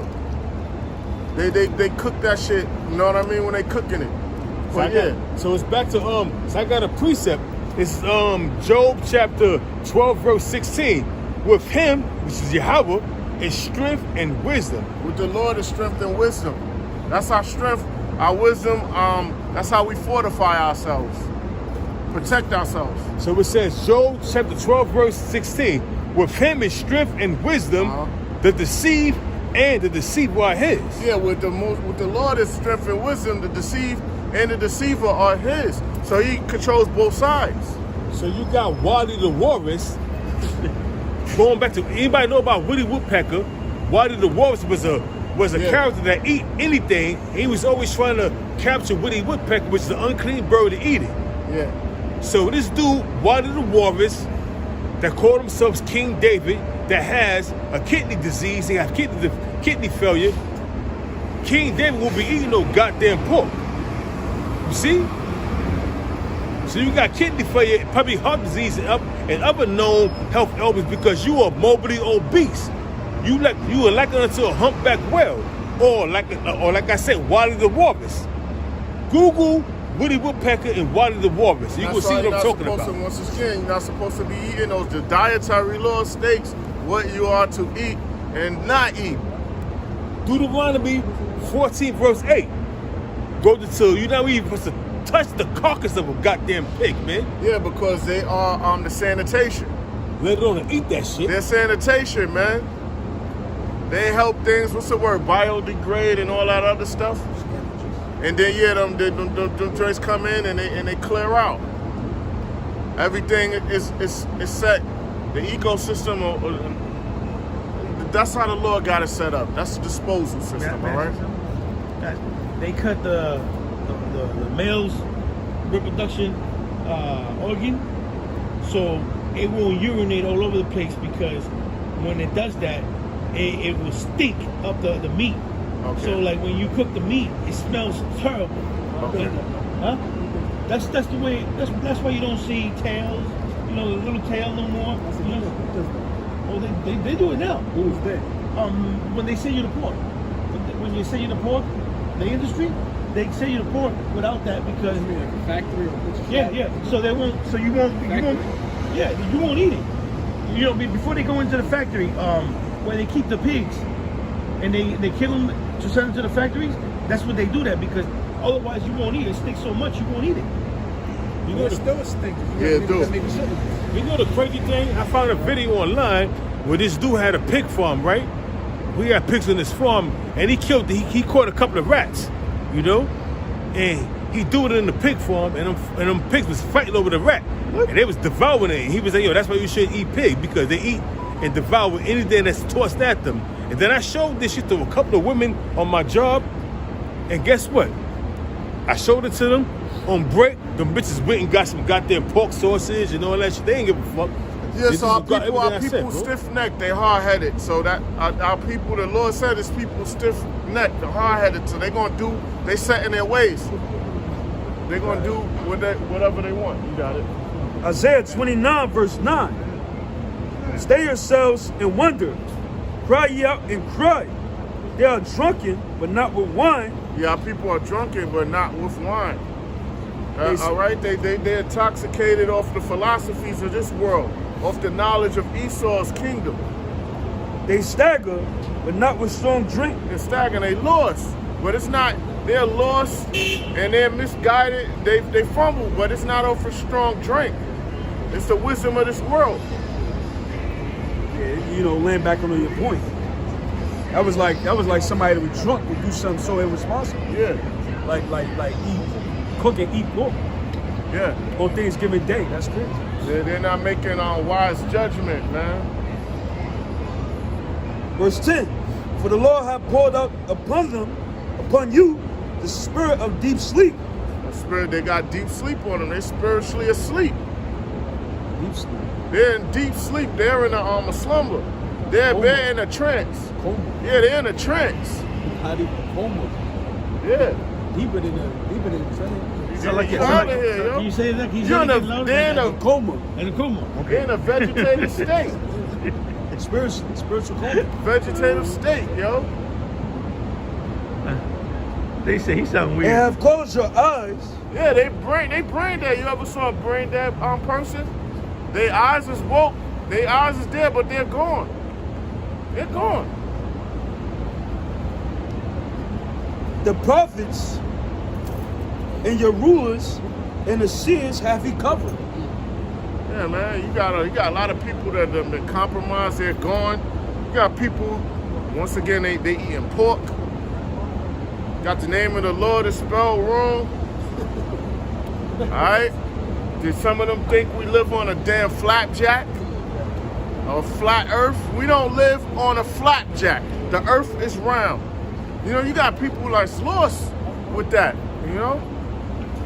That they don't know the MOTB is that the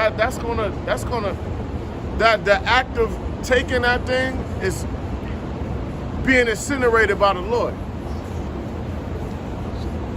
Ultimate judgment. That was I got another one. I got some real quick. This is 2 Thessalonians chapter 2. I'm gonna start at verse 10. It says, and with all deceivableness of unrighteousness in them that perish, because they receive not the love of the truth, that they might be saved. Yeah, and how do you show love? You love the Lord by fearing Him, rehearsing the righteous acts.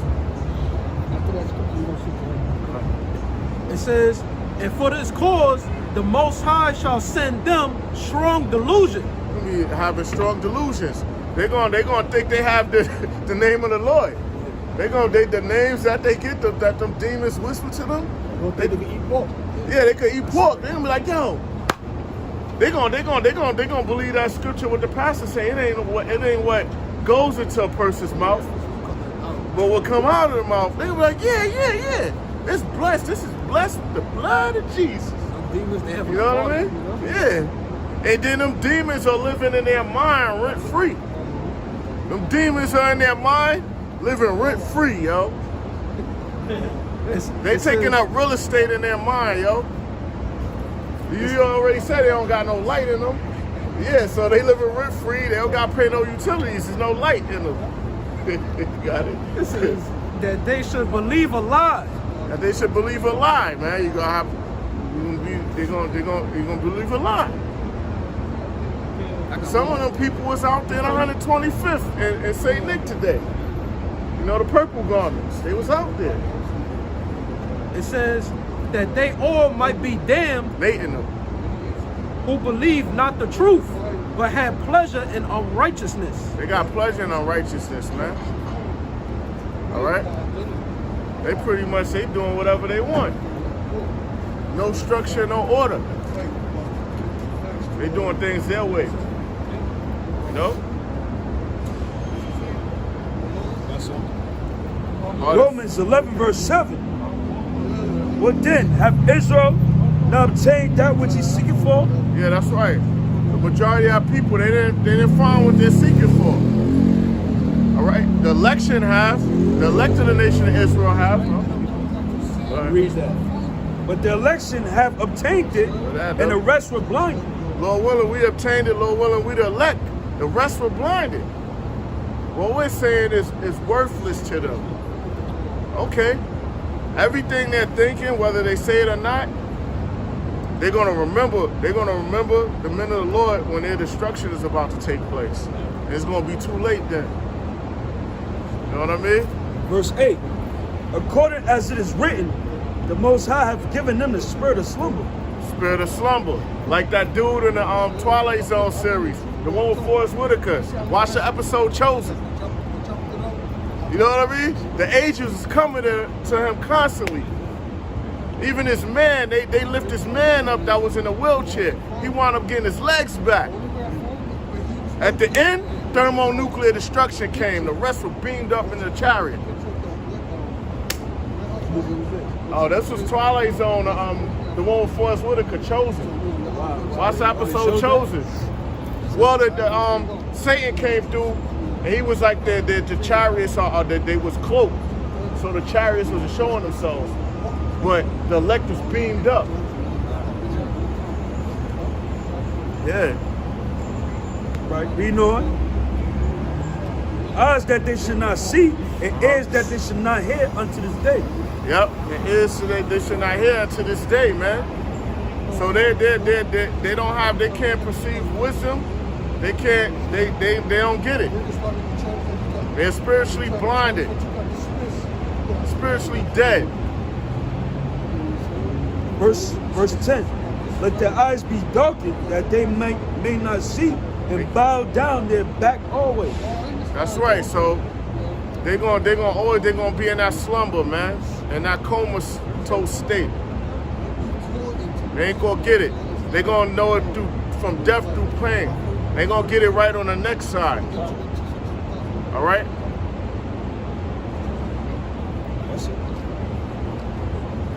That's why we out here. We wanna get the reward on this side, man.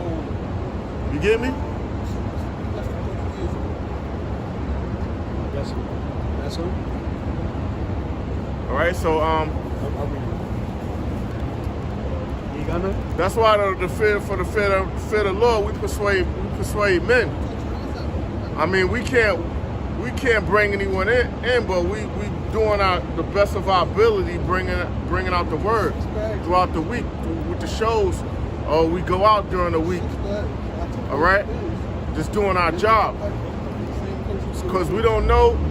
You know, the Lord is visiting this place spiritually, but pretty soon everything is just going to speed up more rapidly than what it is. It's going to increase. The speed, the dial is going to turn up a notch more. And we don't want to get caught out there, man. We see it. The Lord showing us like, yo, man, any moment. That's how the Lord deal is abruptly. Abruptly to them, because they not watching. Yeah. Yo. You been seeing it coming. I'll jump back to Ecclesiastes. So you got something? You got it. This is Psalms 36, verse 1. The transgression of the wicked saith within my heart that there is no fear of God before his eyes. There's no fear. The wicked don't have no fear. That's why they do what they do. That's why they do their wickedness, man. Verse 2. For he flatters himself in his own eyes until his iniquity be found to be hateful. Yeah, so he leaned into his own understanding, man. He's leaning to his own understanding, all right? He don't believe his own lie. He don't convince himself to believe his own lie, you know? All right? The words of his mouth are iniquity and deceit. Deceit and iniquity. All right? Deceit and iniquity, man. That's what's out. That's what's brought out. He had left off to be wise and to do. Well, that was it. That was the point. That was the point. All right, that's it. That was the point.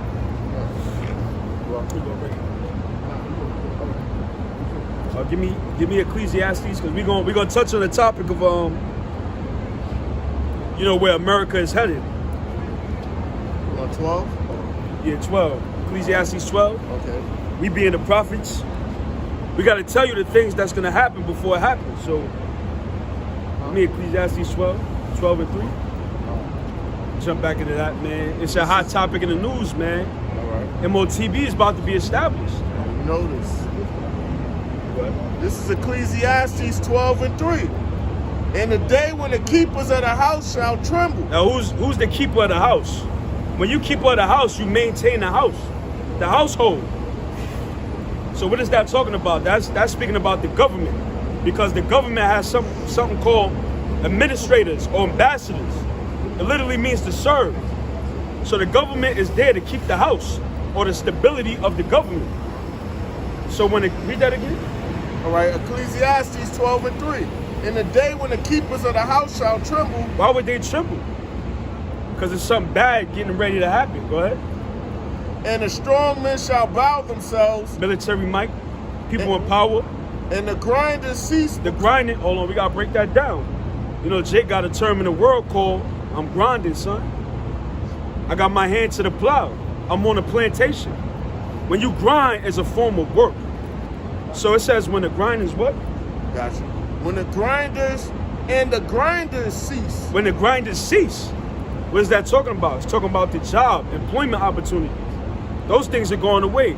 Now, if you've not been watching the news, you've seen the whole Black Friday is like a bust. Nobody shop.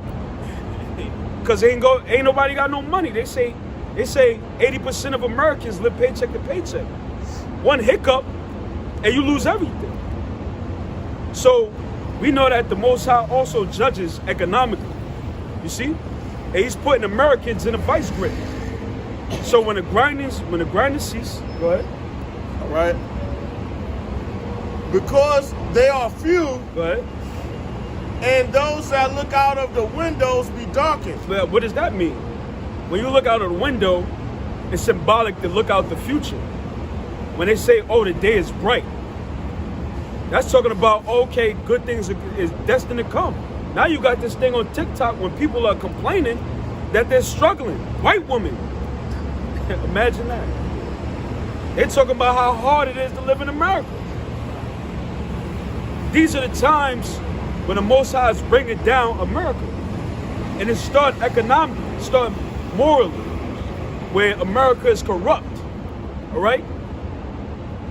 You see, go ahead. Yep.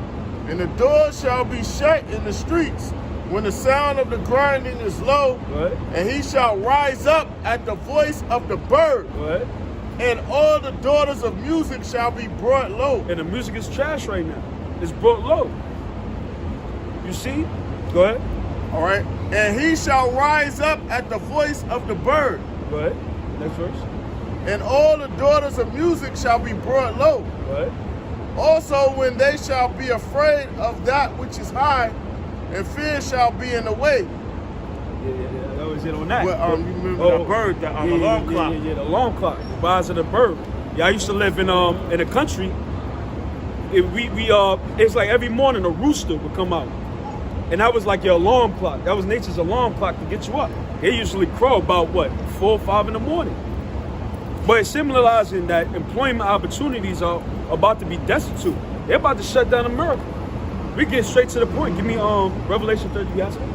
Well, to back you up about Revelation the grinding, this is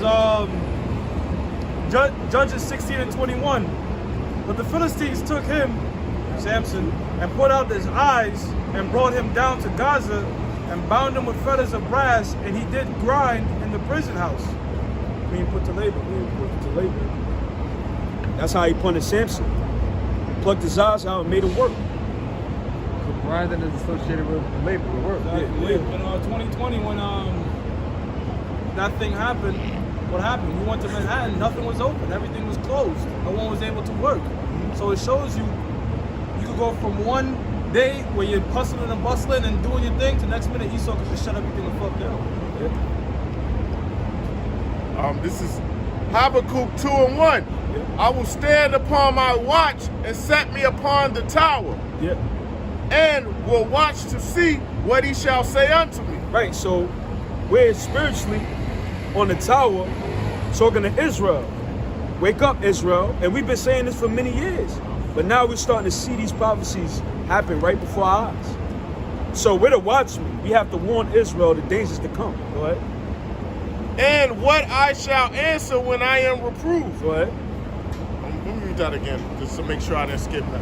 And he will watch to see what he will say unto me, and what I shall answer when I am reproved. Go ahead. And the Lord answered me and said, write the vision and make it plain upon tables. Now, these words that we speak were visions. Isaiah, Jeremiah, they received visions, and at the time, now we got the understanding of the visions to break those visions down. You see? Yeah, so real quickly, can I jump in, brother? When it says write the visions and make it plain upon tables, how are we doing that today? Doing a simple lesson, all right? The modern day version of us scribing is putting together these lessons and sit downs, all right? And when we break down the scriptures, we try to make it as simple as possible. We don't have to go 2 deep, 3 deep, 4 deep, whatever. Put together a lesson, make it simple, stick to the point, stick to the prophecies, and that's it. Yep. That's the modern day epistles. That's the letters to the churches, the videos. Yeah. That he may run that readeth it. Yeah. For the vision is yet for an appointed time. It's appointed. Now give me the definition of appointed. Give me that. I just want to, for dramatic sake. Give me the definition of appointed. Got you. Definition of appointed. Yeah. Because it said, read that again. All right.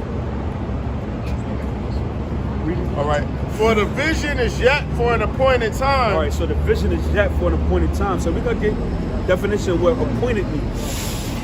Give me that real quick. It says this is appointed. It says of a time or place decided on beforehand. Oh, designated. Designated. So prophecies have to happen in order. All right? So it said these visions are set for an appointed time. So when they were reading Isaiah, Jeremiah back then, they thought it was going to happen then. No, that wasn't the time appointed. That wasn't the date appointed. Because now we about to bring out the whole MOTB situation. we've seen the transition. If you lived in New York for a very long time, you've seen how New York Metro had the tokens. The tokens, you can take it to the deli convenience store and make purchases with it. Then they took the tokens away. They put the MTA Metro card. Then you had to buy a physical card. They charge you for every new card that you lost. Now what do they have? Apple Pay. Pay as you go. You can put your phone up to the track and pay for it. You can literally use your phone to make purchases. Online banking. See, these things didn't happen back during the time of Isaiah, Jeremiah, all right, Ezekiel. But we see those technologies advancements now. So it's clearly that this is the time that we're living in. I don't see how you can't see that. You have something to do that? Did you said appointed time? Yeah. This is the book of 2nd Ezra, chapter 4, verse 37. By measure hath he measured the times, and by number hath he numbered the times. And he doth not move, nor stir them until said measure be fulfilled. That's heavy. Now give me endure with much long suffering, Romans 11. That's 11? Or I get it. Let's speak. But hold that down. Don't drop that. Because although the Most High, the Heavenly Father, has set times appointed for prophecy to be fulfilled, does that mean that he's enjoying what's going on? No. But he's bound by his word. He can't lie to himself. Oh yeah, sir? I got it. Oh, go ahead. Get that. This is Romans 9:22. What if the Most High, willing to show his wrath and to make his power known, endured with much long suffering the vessels of wrath fitted to destruction? Right. So the Heavenly Father is enduring his word. He's enduring the fact that he's bound by what he said was supposed to happen. See? And the vessels of wrath fitted to destruction is Esau, Edom, the so-called white man. You had something? This is 2nd Ezra, pardon me. Ecclesiastes 3:1. Still sticking to the point where you talked about appointed time and what have you. Ecclesiastes 3:1. To everything there is a season, and a time to every purpose under the heaven. Yeah, they used to have saying, my pops be like, man, it's a time and place for that. You can't be at the funeral laughing and joking, because it's not the time. It's out of place. So just like these words is appointed for a time and season, these things can't be interrupted. It has to be fulfilled in its time. You see? So we're gonna jump back. All right. Who is that? Habakkuk 2:2. I know we all over the place, but you trying to make a point. No, you good. Yeah. Habakkuk 2:2. Yep. Yeah. And the Lord answered me and said, write the vision and make it plain upon tables, that he may run that readeth it. Right, so we can go to Daniel's, the 2nd chapter. See, we need to brag and boast, but we really got the breakdown. We go to Daniel's, the 2nd chapter, and scholars could back up our words that it's talking about the kingdom that was supposed to rule. How you had the Babylonians, Media-Persia Empire. This is all historical. The Greco Empire, then the Roman Empire, then the modern day revived Roman Empire. That had to be fulfilled, even though Daniel didn't live during the time of the 4 beasts. So that vision has to play out now. Go ahead. Yeah, I have something to say. I can say it too. For the what happened when they try to revive with a Roman Empire, NATO, the EU, the beast. What they said, the Treaty of Rome, right? Yeah, when they got together with NATO, NATO did. That's when they realized they was Rome all over again. When certain Edomite nations came together, they said, "Man, we're forming like a Roman alliance." And that started with NATO and EU, and we could get Daniel too, because that's prevalent to what's taking place right now. Lamentations 3:37. Who is he that saith, who is he that saith, and it cometh to pass when the Lord commanded it not?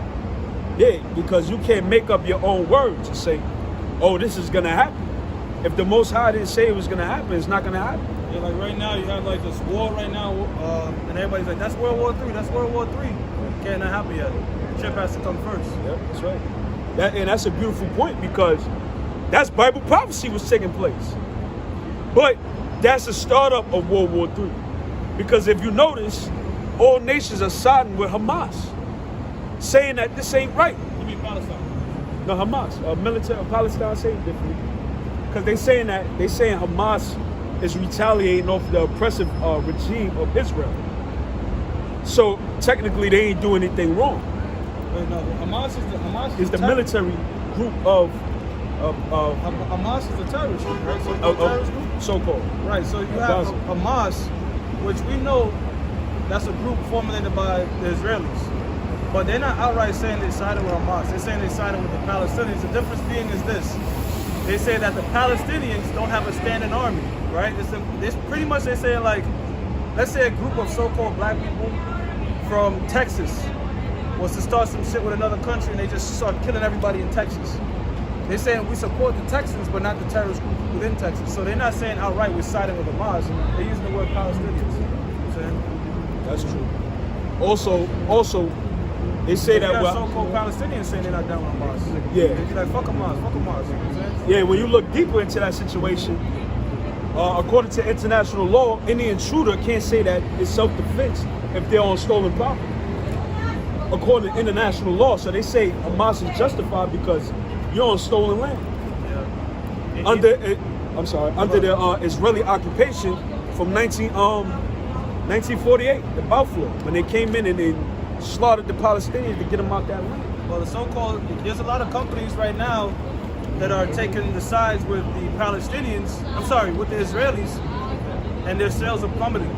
So you have companies like, I believe Nike that sided with the Israelis, other different companies that decided with the Israelis, and their sales and profits are going down because people are standing with the so-called Palestinians. The so-called Israelis, all right, the Scumlockites, they're breaking international rules of war, right? Because what they're doing things like bombing hospitals. Now the so-called Jew will come back and say, well, at times in war, if there's a terrorist group involved, you can technically bomb a hospital or what have you, but here's the thing though, you're supposed to investigate and double check and make sure that there's terrorist groups in there. And they're not doing that. They just fucking bombing hospitals, man. Right? So with the advent of TikTok and all these different social media things where news can come at you live and everybody's their own reporter these days, you can't pull a fast one on the people so easy, man. You know? Yep. All right. For the vision is yet for an appointed time. But at the end, it shall speak and not lie. So now we start to see these prophecies taking place. Rapidly. Right. Though it tarry, wait for it. Because it will surely come, it will not tarry. Right, so now these things are starting to happen. Now we're starting to see, like, the elder brother beautifully brought out. These nations are starting to side and pick sides. And seeing the corruption that's taking place, which inevitably is going to end up World War III. And it has to start there according to Joel, the 3rd chapter. You see? I got something back here. Yeah. This is Jeremiah 50:45. Therefore hear ye the counsel of the Lord, that he hath taken against Babylon, and his purposes, that he hath purposed against the land of the Chaldeans. Surely the least of the flock shall draw them out. Yeah, that's heavy. The least of the flock is going to draw them out. That's talking about Israel's going to draw out America into a larger global conflict. Now, I was reading an article. The flock? The least of the flock is the Amalekites. The least Yeah, of the Israel. nation of Edom is the Amalekites. Yeah, the Zionists, Israeli state is going to bring out America in a broader conflict. And I'm gonna tell you how. Because Not just America, brother. you gonna break it down now? Go ahead. I'm sorry, the spirit. Nah, no, if you want to break it down, go ahead. But yeah, not just America. All them other tangling alliances. What the scripture's pretty much saying, like, when two motherfuckers go to fight, this nigga's gonna make everybody jump in. Everybody jump in. Because America is already like that with the so-called Israelis.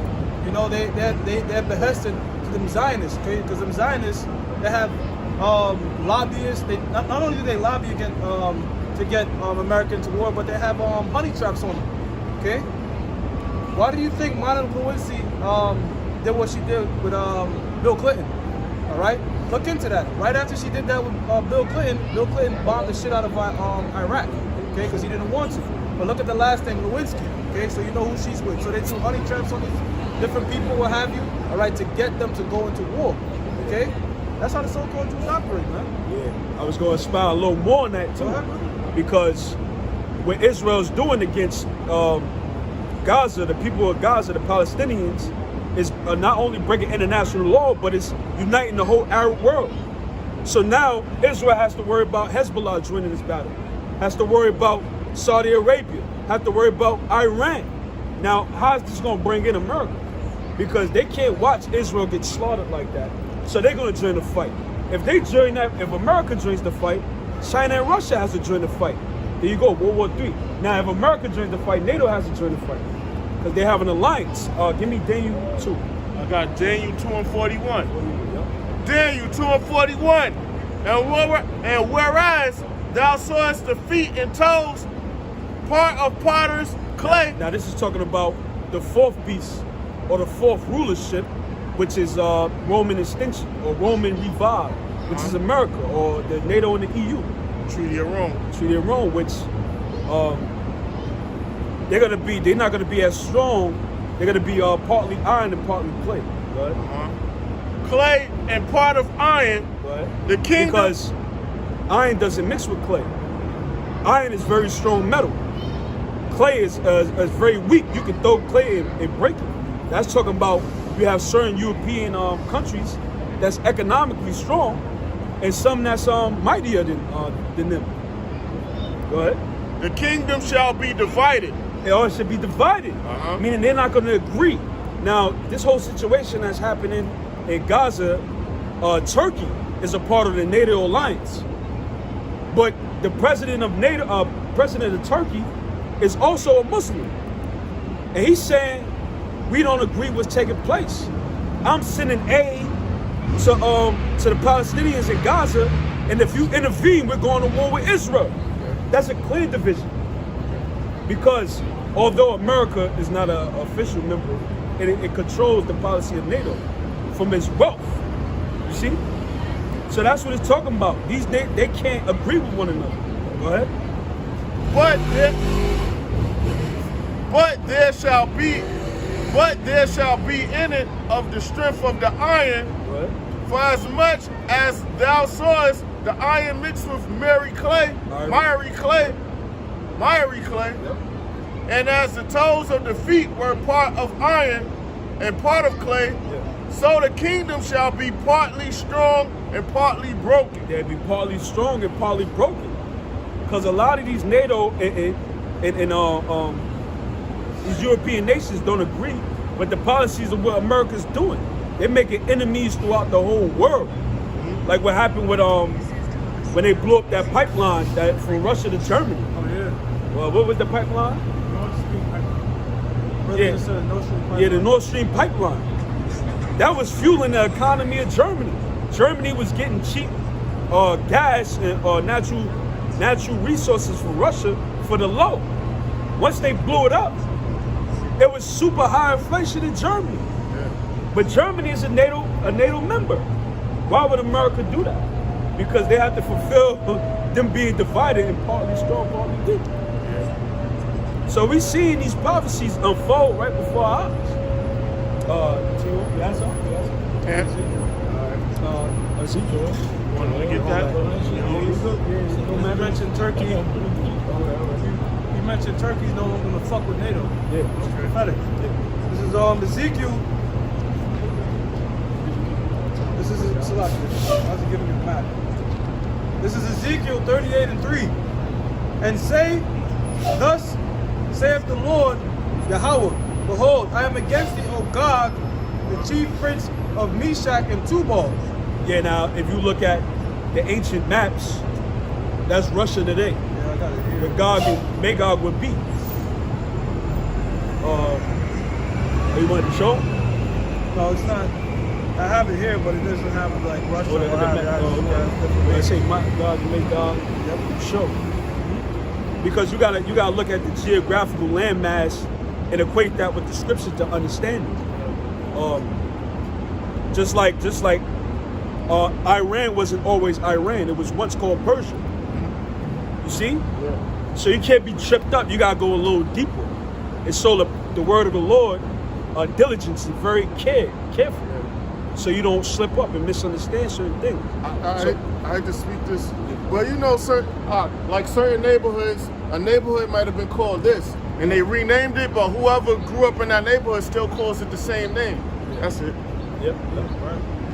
It says, behold, I'm against thee, O Gog, the chief prince of Meshach and Tubal, and I will turn thee back and put hooks into thy jaws. How's he turning it back? Because Russia at one time. Like Harlem. That's a city in Netherlands. It's spelled Haarlem. They just call it Harlem here. So they really stole that. Right. Nah, you know, Esau came here, but that's where the name come from. You know? That's all. Yeah, because the process of time, names change. And if you're not familiar with the area, you'll forget the history behind it. You know? Right. It says, I will turn, and another thing too, man, the scriptures are coded, man. It's not gonna say, okay, I'm gonna make Russia attack America. This thing is in code. It says, and I will turn thee back and put hooks into thy jaws, and I will bring thee forth, and all thine army, horses and horsemen, all of them clothed with all sorts of armor, even great company with bucklers and shields, all of them handling swords. Right, so he's turning Russia back to what? That Cold War spirit, that USSR. Says, Because Russia, contrary to the American media, doesn't want a war. But America's policies is causing them to gear up for that war. So the Lord, you guys understand? Putin was like, why can't we just join NATO? That's what Putin said. We'd love to join NATO. Oh, that's what he said? Yeah. Yeah, look at that, man. In other words, we the ones that want peace. Y'all fucking with us. Yeah, y'all want war, man.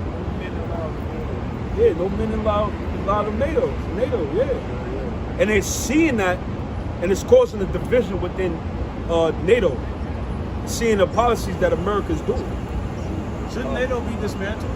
NATO was put together to stop the Soviet Union from expanding. Yep. But once the Soviet Union was dismantled, NATO should have been dismantled. Their words were, we will not step 1 inch westward to expand NATO, which that was a lie. They've been adding so many other nations, Georgia, what have you, different nations. And look, NATO is just an extension of the United States military, really. Yeah. Over 70% of NATO's army is made up by the United States. The United States use NATO as a proxy, okay? So if I get a NATO nation, me being the United States, that's a part of NATO, now I can put my military bases in that nation to get closer to the enemy. It's all bullshit. It says, because just like I got permission to be on the block. You got it. Yeah, just like ancient Rome, America's trying to take over globally. Them days of America reigning and having a glorious rulership is over. After World War II, America was propelled to the top. And they had the dollar domination through the IMF, which is International Monetary Fund, where they had control. Everybody had to trade with the dollar. Them days is over. Them days is over. Miami Vice, you in the penthouse, getting the blowjob and snorting coke. Them days of all them lords in the penthouse looking down, over with, man. That's it. For the clapping. Persia, Ethiopia, and Libya. Persia, which is Iran, Ethiopia, Libya, go ahead. With them, all of them with shields and helmets. That's the tools used for war. Go ahead. Gomer and all his bands. I believe that's Turkey. Right. Turkey. See, Turkey, all his bands. And the president of Turkey said, we're sending aid. We don't agree with what Israel's doing. And if Israel intervenes, they're going to war with Israel. Yeah. Turkey, that was Troy. And that dude, Erdogan, he's been playing both sides for the longest, okay? Because with NATO, he wants F-35 Raptors, but then with Russia, he wants S-300s. So he was trying to get both sides, but we know eventually he's going to lead towards Russia, because that's what the scripture's saying, man. Right? It says, Gomer and all of his bands, the house of Togarmah of the north quarters and all his bands, and many people with thee. Go ahead.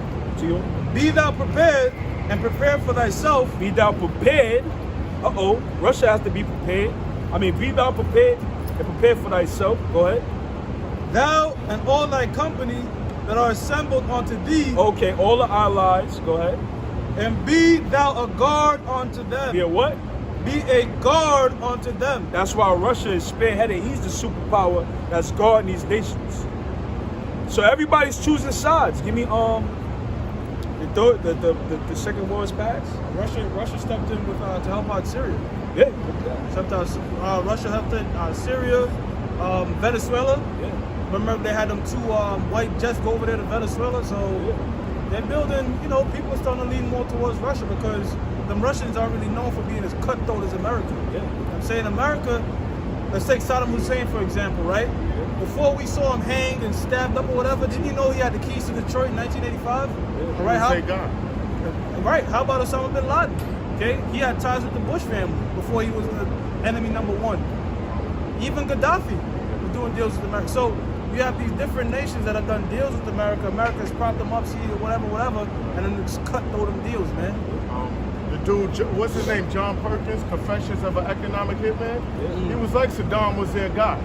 Oh wow, see that? You know what I mean? Yeah, it's also heavy because Russia stabilized Venezuela economy. But they was going through super hyperinflation. And Russia sent aid to them. But why though? Oh, because America was they putting disobeyed. sanctions.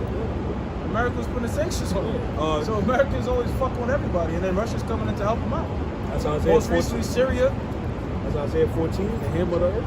Remember they tried to assassinate the president of Syria, and Russia came through and helped them out, man. Bashar al-Assad, the water, brother. See it? It's more than that. It's more than that. You was reading. It says, let me know if you want this verse 8. Yeah. After many days thou shalt be visited, in the latter years thou shalt come into the land. Oh no, that's it? the God. You Want that part again? Yeah. Go ahead. God, verse 7. Be thou prepared and prepare for thyself, thou and all thy company that are assembled unto thee, and be thou a guard unto them. So he's a guard to these lesser nations. Russia. And not to mention they're establishing something called the BRICS currency, which all nations is dumping the US dollar. You see? So we seeing prophecy be fulfilled right now. Oh, you have some? Yeah, I got a whole bunch of I got a whole bunch of scriptures right now. Give me this real quick. It's Revelations 11 and Revelations 11, 14 and 14. Yeah. The second woe is past. The second woe. The second war is past. Go ahead. And behold, the third woe cometh quickly. Just the other day, I believe almost 80 years ago, World War II ended. About 80 years. I think it ended 1930 something. World War II ended. But now, World War III is fast approaching. Give me Isaiah 9 and 5. Got your sword? Got it. I got Joel 3 and 9. Okay, yeah, he had Joel too. Oh, you do? All right.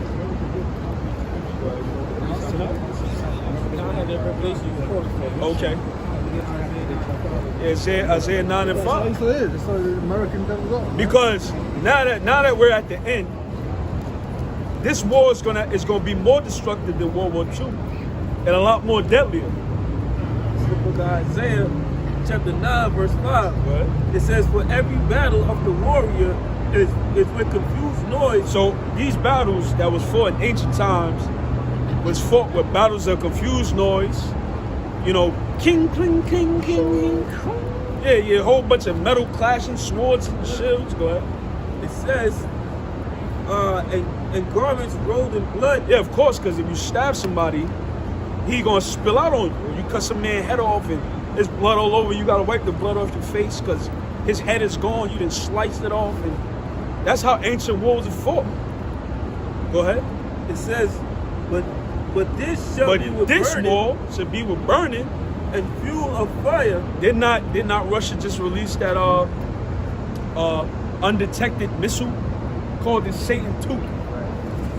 Because and check this out, I seen a video earlier today. America signed a treaty with Russia that they would disarm their nuclear defense systems. Because you can't get rid of the nuclear weapons. No. Because once we have that type of technology, who's going to get rid of it? But they figured that, look, if we disarm our nuclear defense systems, everybody would be scared to death to use nuclear missiles. But what America do? They backtracked on that. Of course, they break treaties all the time. So what did Russia do? They say, you know what? You could build nuclear defense systems. We're going to build a missile that can succeed that. You can't detect it. Most high cold, man. All crazy. All crazy. You see, you can't interrupt prophecy. No. So this war is going to be fought strictly by burning. What did it say? Shalakia. Burning. It says, back to Isaiah 9:5, it says, but this shall be with burning and fuel of fire. This war is going to be burning, fuel of fire, baby. Y'all about to feel a fire, man. And an average American is sleep, man. The average American is sipping Starbucks and mocha frappuccinos, man. And it's a global war that's about to take place. And this whole Israeli Gaza situation is going to stir it up. Give me Joel 3, because we got to get where the prophecy is. That's where the prophecy is at. Right there. This is you done. Joel 1. This is Joel 3, verse 1. Go ahead. For behold, in those days and in that time, He in this time now. Go ahead. when I shall bring again the captivity of Judah He's going to bring again the captivity of Judah. Go ahead. and Jerusalem, In Jerusalem. Go ahead. I will also gather all. So at the time he's bringing us to restore us, because look, contrary to popular belief, man, Israel ain't gonna be down forever. Nope.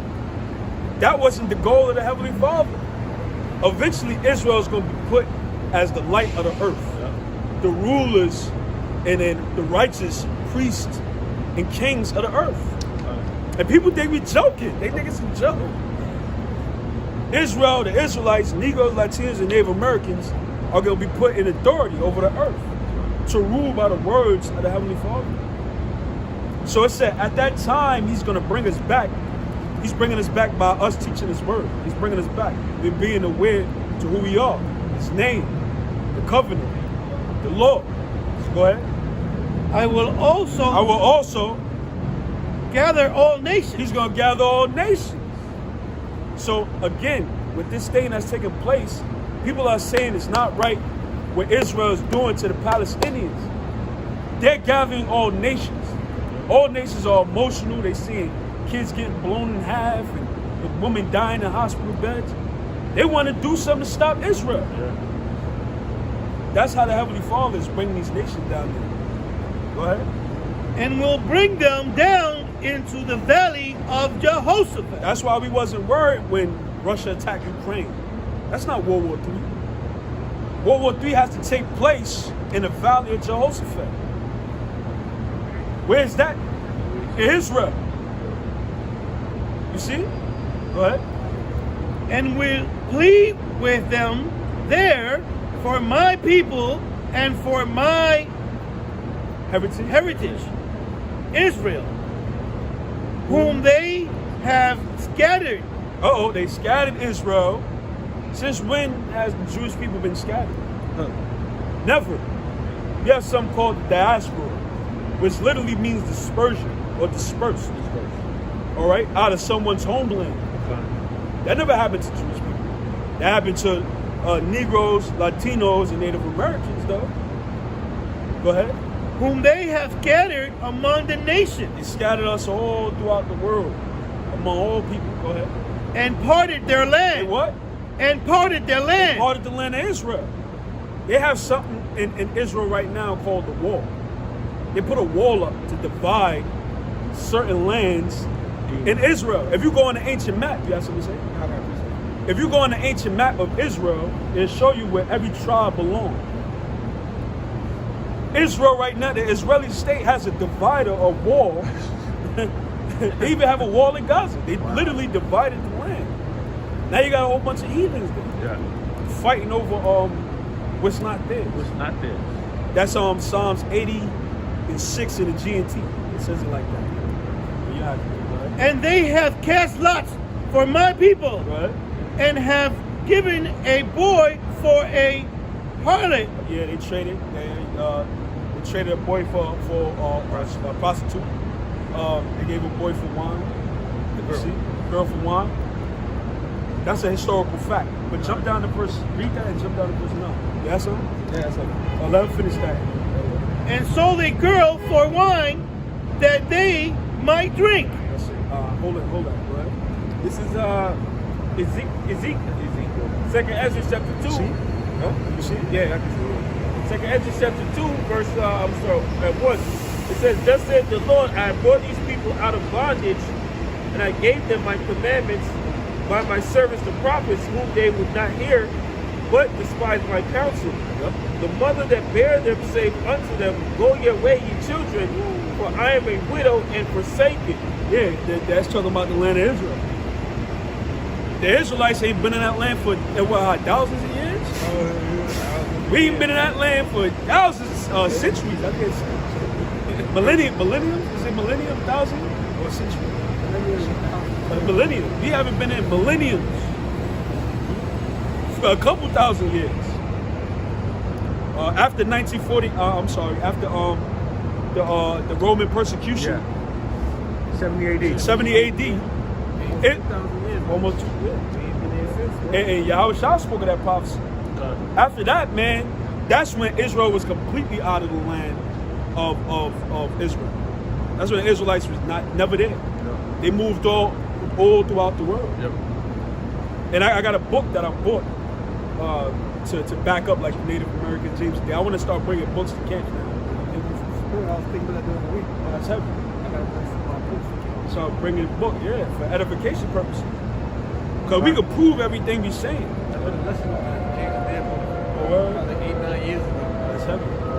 Yeah. That's a whole nother topic. It says, verse 3.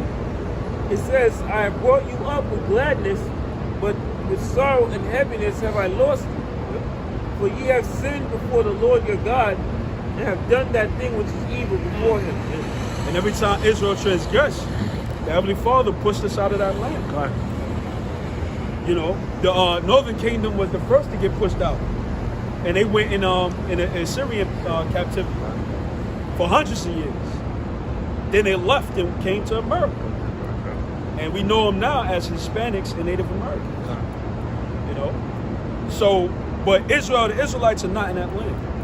Give me, it should be trodden down in Gentile, Luke 20, I think it's Luke 21, right? You got something? Go like that. It's Ezekiel chapter 36 and verse 5. Yeah. It says, therefore, thus saith the Most High, surely in the fire of my jealousy have I spoken against the residue of the heathen. He has spoken against the heathen. Go ahead. And against all Idumea. Idumea. Why would they? Well, hold on. But see how they try to trip you up? Yeah. Because Idumea is a Greek word, but it's found in the Old Testament. Old Testament was written in Hebrew. Yeah. They try to trip you up because everybody don't want to be Edom now. Just the other day, not a Jew. Not a Jew. Not a Jew. Yeah. He said, what did he say? I'm sorry, it wasn't him. It was one of the Israeli Zionists, the priest, whatever. He said that the white man in America is Edom. No, I'm sorry. Not a Jew called the Palestinians Amalek. Yeah. Wow. And Amalek was the grandson of Esau. Wow. So nobody wanted to be Idumea. Remember when we had that camp of Constance? He said, Idumea. He said, no, not me. That's you. Nobody want to be Esau. But we know who Esau is because he said, you'll be blessed with the sword. You'll be a military might. Real quick, and brother mentioned the Syrian captivity that started 700 some odd BC. Now we don't know exactly how long that Syrian captivity was because we know there was a time during the time of shadows and lessons, the children of Israel came to this side of the world. Yeah. Now obviously every single last Israelite didn't come over here. No. We took our Israelites to the other side of the world. And they still remained in the circle. That's right. You know, so we don't know exactly how long the captivity was, but we do know Israel was there for a period of time until they came to the western side of the hemisphere of the world. You know? That's true. Just like not every Jake. It was actually a few decades, as a matter of fact, from the beginning of the Syrian captivity to the time of that Shalmaneser the 5th, I believe. Yeah, that's a beautiful point. Yeah, because not every, you say, oh, you know, it was a few hundred African Americans that didn't get took in slavery. That doesn't negate the prophecy. No. Not everybody was in slave ships. Yeah. But a bulk of them went, all right?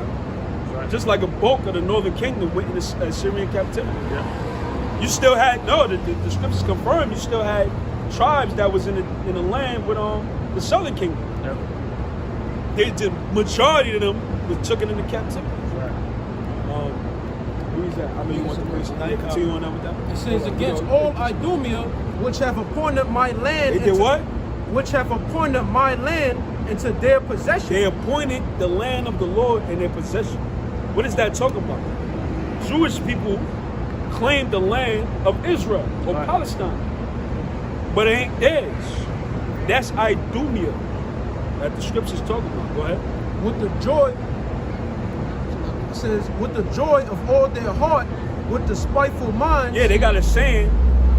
The Israeli folks got a saying from river to sea that Israel would be theirs. They feel like they fulfilling Bible prophecy by slaughtering the Palestinians. But you ain't the people. So they cast with all their joy. Go ahead. It says, with all their joy, Salaki, it says, with the joy of all their heart. They celebrating Yom Kippur, the Feast of Tabernacles, Hanukkah. They got the Wailing Wall. They got the biggest gay parade there. They do all that. I know. They do all that in the land of the Lord. I'm the Jew. They in there. They screaming and shouting. They got parades. They having a Passover, the lamb meat with the matzo ball. Yeah. Dipping in the blood of the lamb. Yes. They having a good old time in the land of Israel right now, man. Yep. And that's why they're so devastated with that attack. It says, we got a few. With the spiteful minds to cast it out for a prey. You cast it out for a prey. They want that land for themselves. Yep. Yeah, I know we're going to jump back. Zechariah chapter 9, it's a good one. Zechariah chapter 9, verse 6. And a bastard shall dwell in Ashdod. What?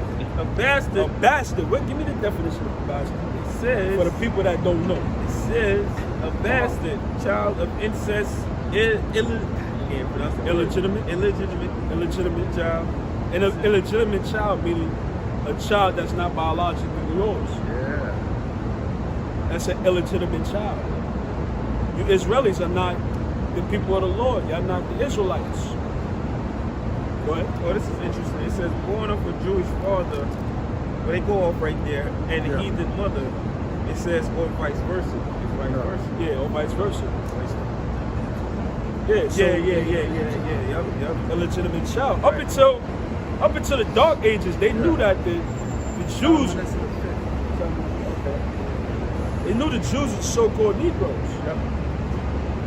See? Where we is at? You gonna tell me a little more? It says, and I will cut off the pride of the Philistines. Yeah. Palestinians. Yeah, that's right. That's just another way of saying it. That's right. So we're gonna jump back. Joel 3:9. Joel 3:9. Proclaim ye this among the Gentiles. So this is our job to tell you, heathens. Go ahead. Prepare war. Do what? Prepare war. We gotta tell you to prepare for war. Right now, you gotta prepare for war. Because we just expound in Joel 3:2 that the Heavenly Father was going to do this as He's bringing Israel back. You see? Go ahead. Wake up the mighty men. Go ahead. Wake up your strongest of your men. Go ahead. Let all the men of war draw near. Let them come up. Go ahead. Beat your plowshares into swords. Now, beat the plowshare. Plowshare is an agriculture instrument.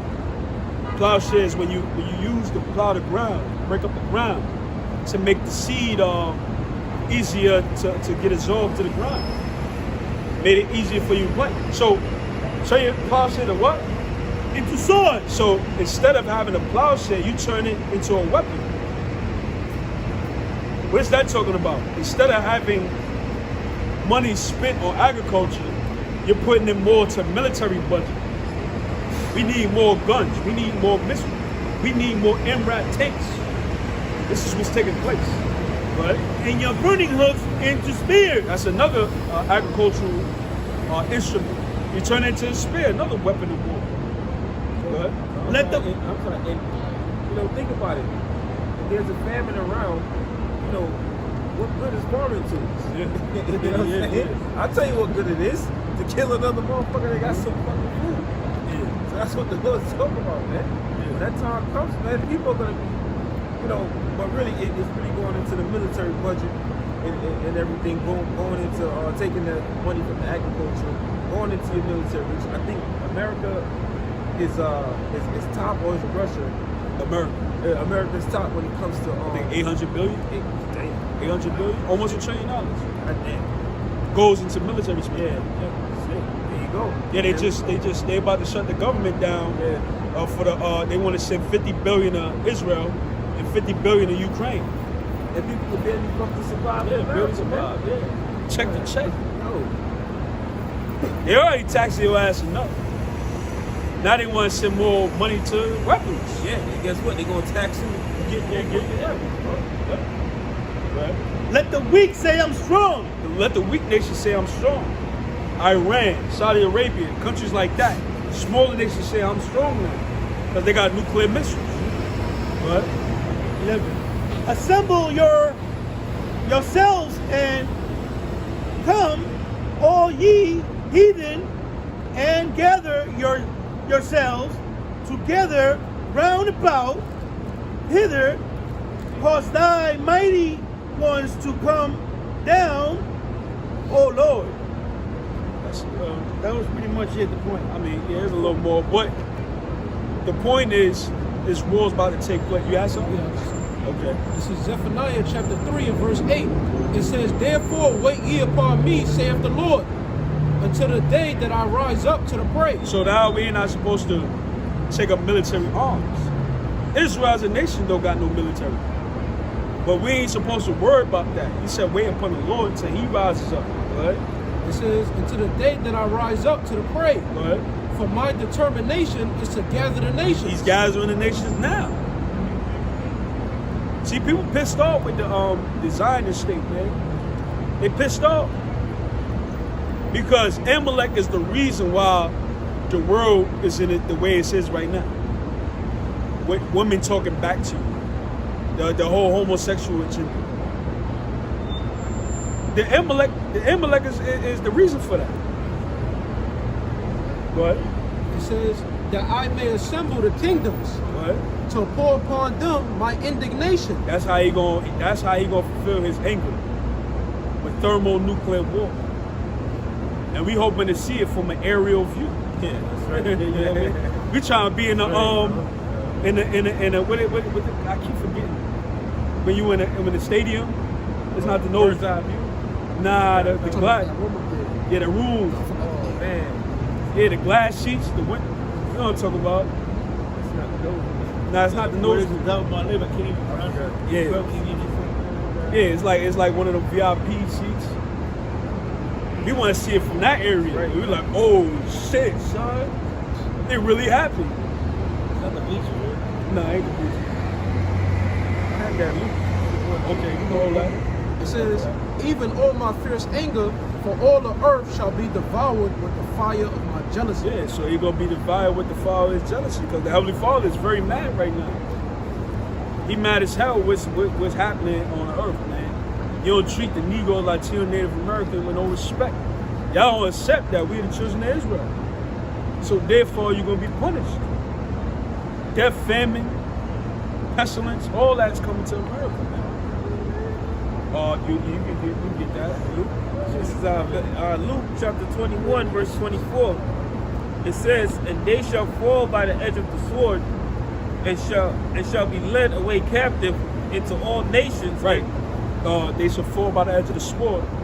Yahweh was given a prophecy about what was going to take place in Israel. That's why when what's his name died, Lazarus died, he cried. Because that symbolizes the fall of Israel. And how Israel is supposed to rise back again. Yeah. You see? That was whole symbolic right there.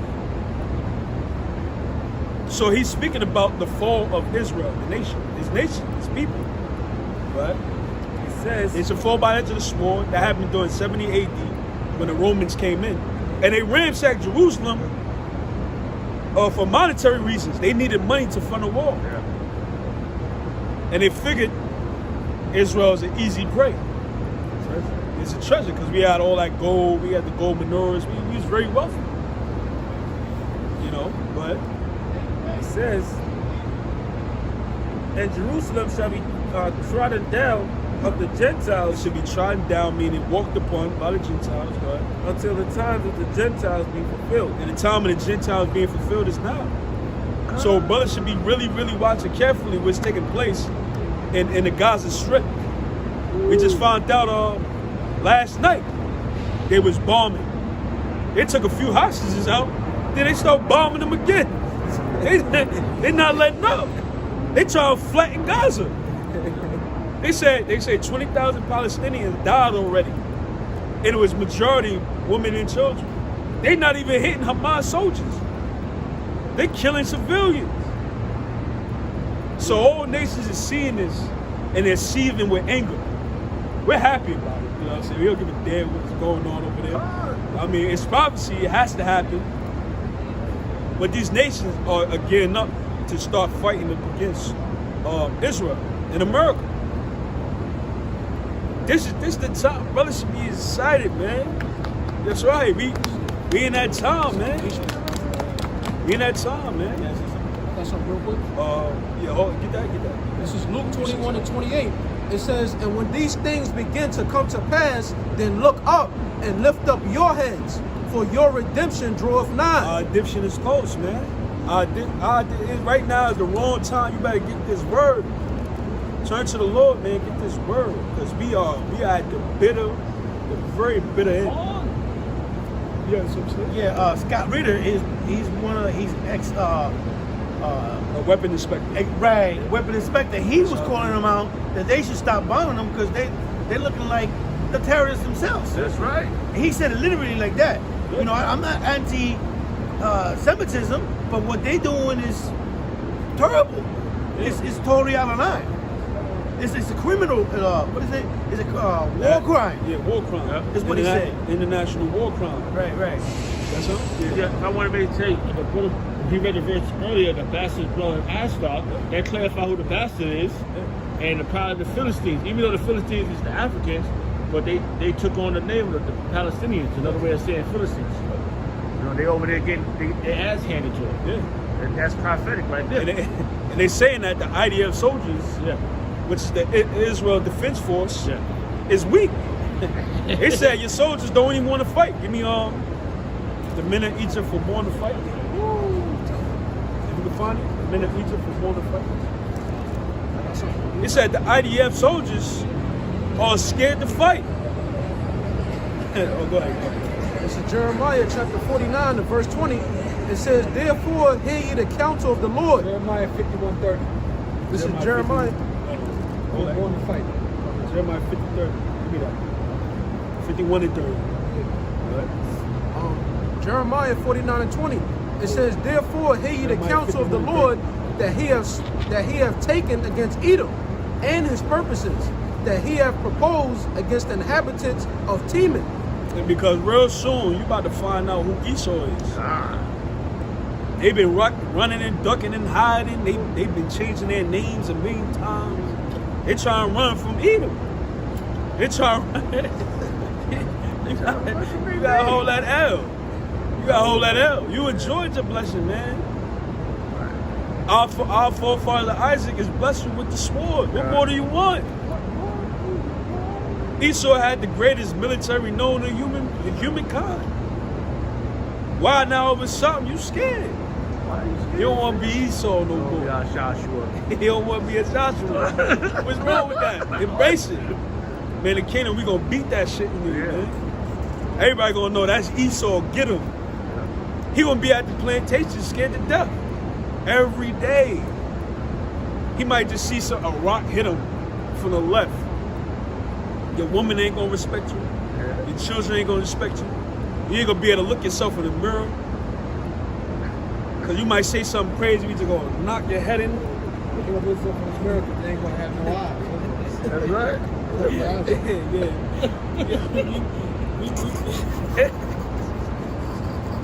I feel bad for his slaves. I feel bad for this brother's slave. Now we don't feel no sympathy, man. The scriptures say he shall have no mercy who's shown no mercy. All right? So we ain't gonna feel bad what we gonna do to you in the kingdom, man. Put mirrors around you, ain't got no eyes. Just put mirrors. Yeah. And you still got a quota. I need about 50 pounds of tomatoes by the night. You gonna have to do it. To you. It says, surely the least of the flock shall draw them out. Right, so the least of the flock is going to draw out these major nations in a broader conflict. Go ahead. It says, surely he shall make the inhabitants desolate with them. Their habitation.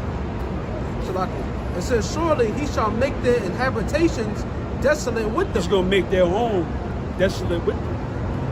So Israel is going to continue doing these atrocities, bring America into this war, and they're all going to be destroyed.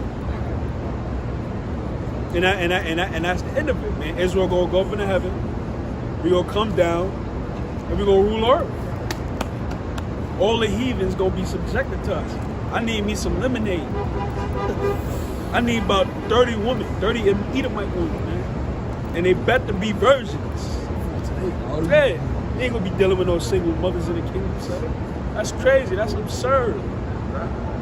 Man, the Heavenly Father, when they sent Israel to go to war against Canaan, sometimes he'd be like, oh, you can take the woman, but she cannot know men.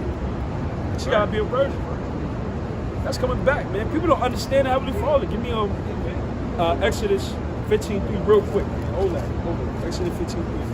Give me that real quick because people feel like the Heavenly Father changes. The Heavenly Father is terrible. Go ahead, he's gonna say.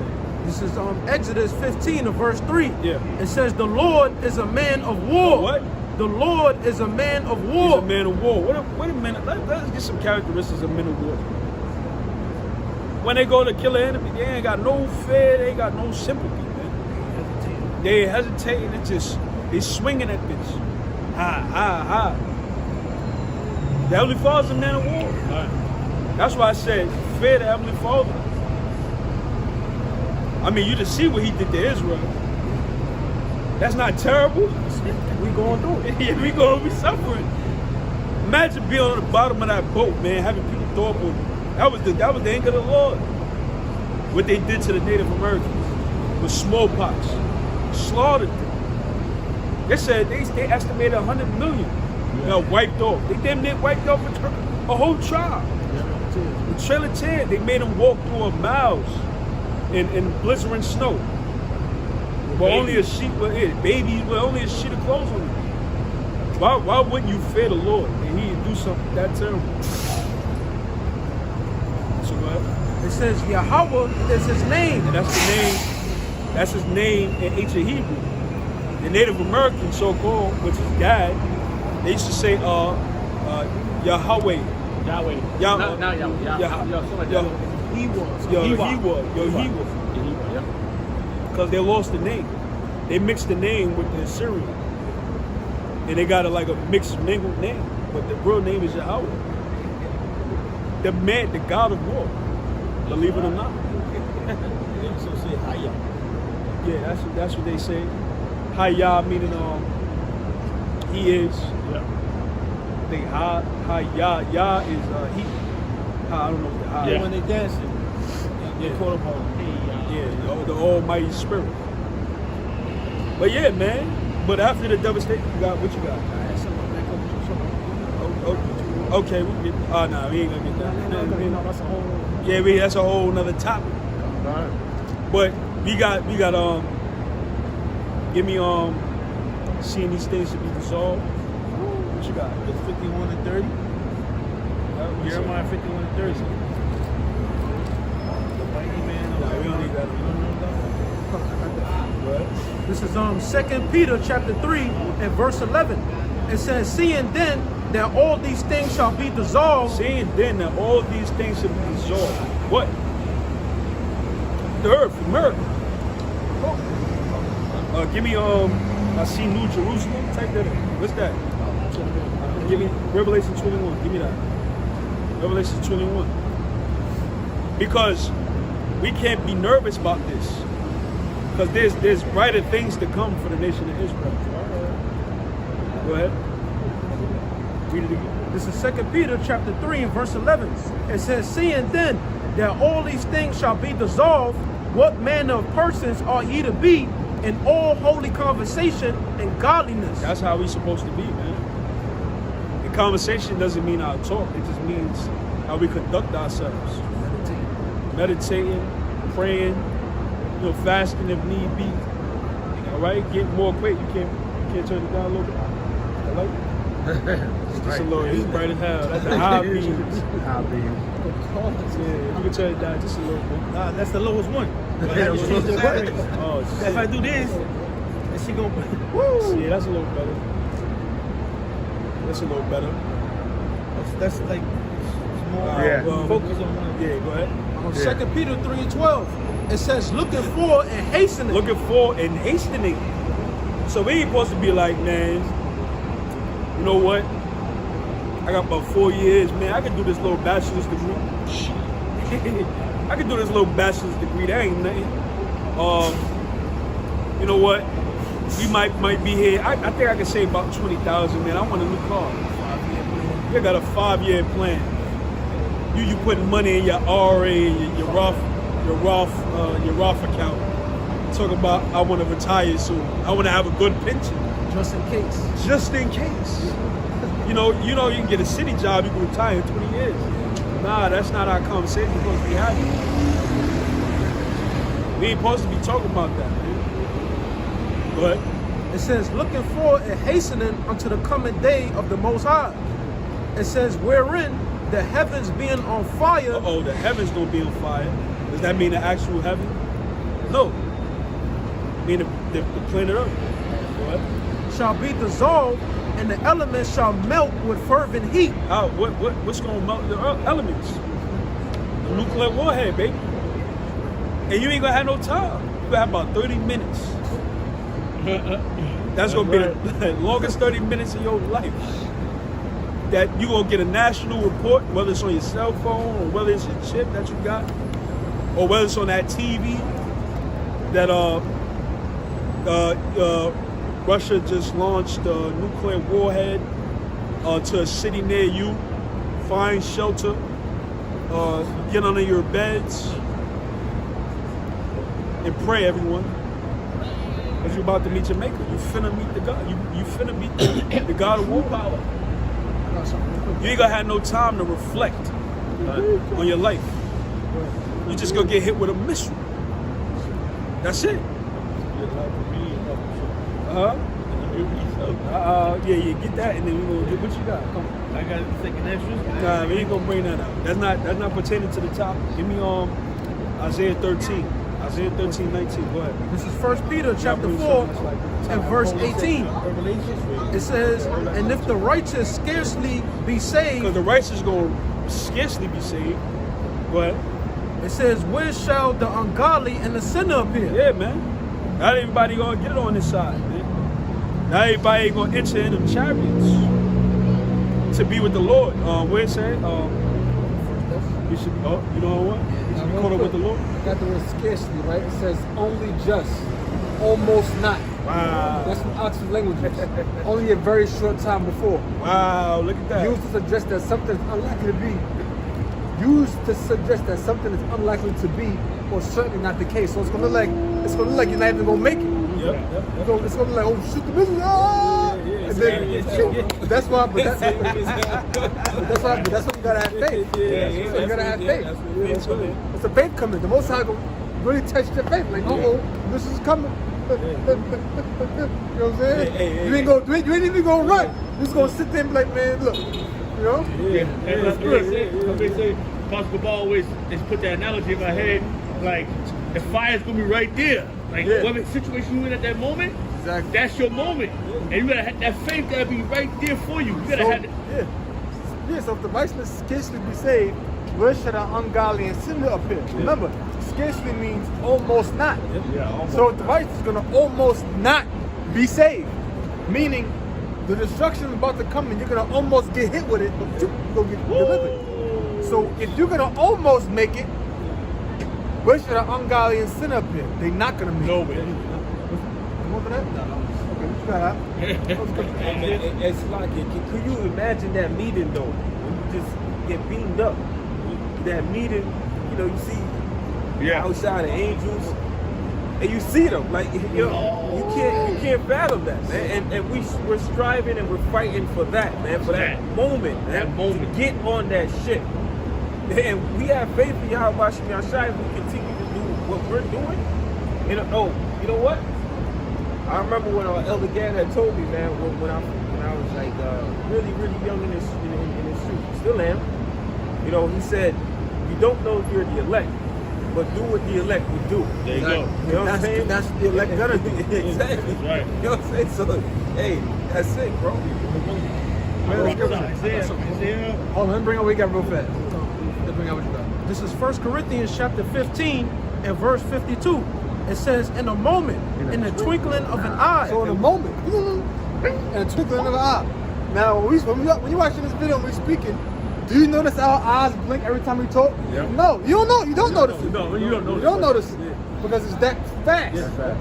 That's how we're gonna be saved. In the twinkling of an eye. You ain't gonna the hell we on a chariot. It ain't gonna be like, you know, you're gonna be getting beamed up in slow motion. Oh wow, look. It ain't gonna happen like this. It's gonna be happening in an instant. The blink of an eye. And blink of an eye don't literally mean the actual blink of an eye, which is like I think 0.4 seconds. It means in an instant. It says, at the last trump. That's the last trump. The destruction of America. World War III, thermonuclear destruction. That's the last trump. Go ahead. It says, for the trumpet shall sound, and the dead shall be raised incorruptible. Yeah. So guess what? These bodies that we have now are corruptible bodies. The word corruptible means liable to decay. Because what happens when we die? Our bodies corrode. Right? Our bodies decompose. So this corruptible, this dead, these bodies, corruptible bodies, gonna be incorruptible, meaning what? We're gonna have new spiritual bodies that's not going to be liable to decay. Go ahead. It says, In is a prefix meaning not. Like incomplete means not complete. Go ahead. and we shall be changed. Our bodies gonna be changed. We're gonna have new spiritual bodies. The bodies that we're gonna have is not gonna be bodies that's subject to sin, that's subject to temptation. It's gonna be a body that's programmed to keep laws, statutes, and commandments. We're gonna be like superhumans, if you will. We're gonna be like how Yahweh Shah was back then. The only thing about Yahweh Shah back then, he was still tempted, but he didn't give in to temptation. You understand? Because he was in the flesh like us. You know, Yahweh Shah was in the flesh just like how we was in the flesh, but he never sinned. Remember, Satan tempted him. You can't tempt somebody in the spiritual body. Yahweh Shah came down in the likeness of a man. He was tempted like how man was tempted, but he never gave in to sin like man, which made him greater than us. Isaiah 31. Last scripture, and we close. Isaiah 31 and verse 5. As birds flying, so will the Lord. What's some of the so-called UFOs? Go ahead. So will the Lord of hosts defend Jerusalem. That's how the Lord, Yahweh Shah, is going to defend Jerusalem. Defending also he will deliver it. And we're going to be delivered with them too. So they're not only going to defend us, going to be destroying 2/3 the nation of Israel and the other nations destroying America, but also we're going to be delivered with the same chariots. Go ahead. And passing over, he will preserve it. He will preserve us from the destruction, the twinkling of an eye. We're going to scarcely be saved. All right, so we close. All right, so with that, we'll give all praise to Yahweh. Double honors to the apostles of TMS Ruel. Salutations to your Akim out there. Until next time, Shalom.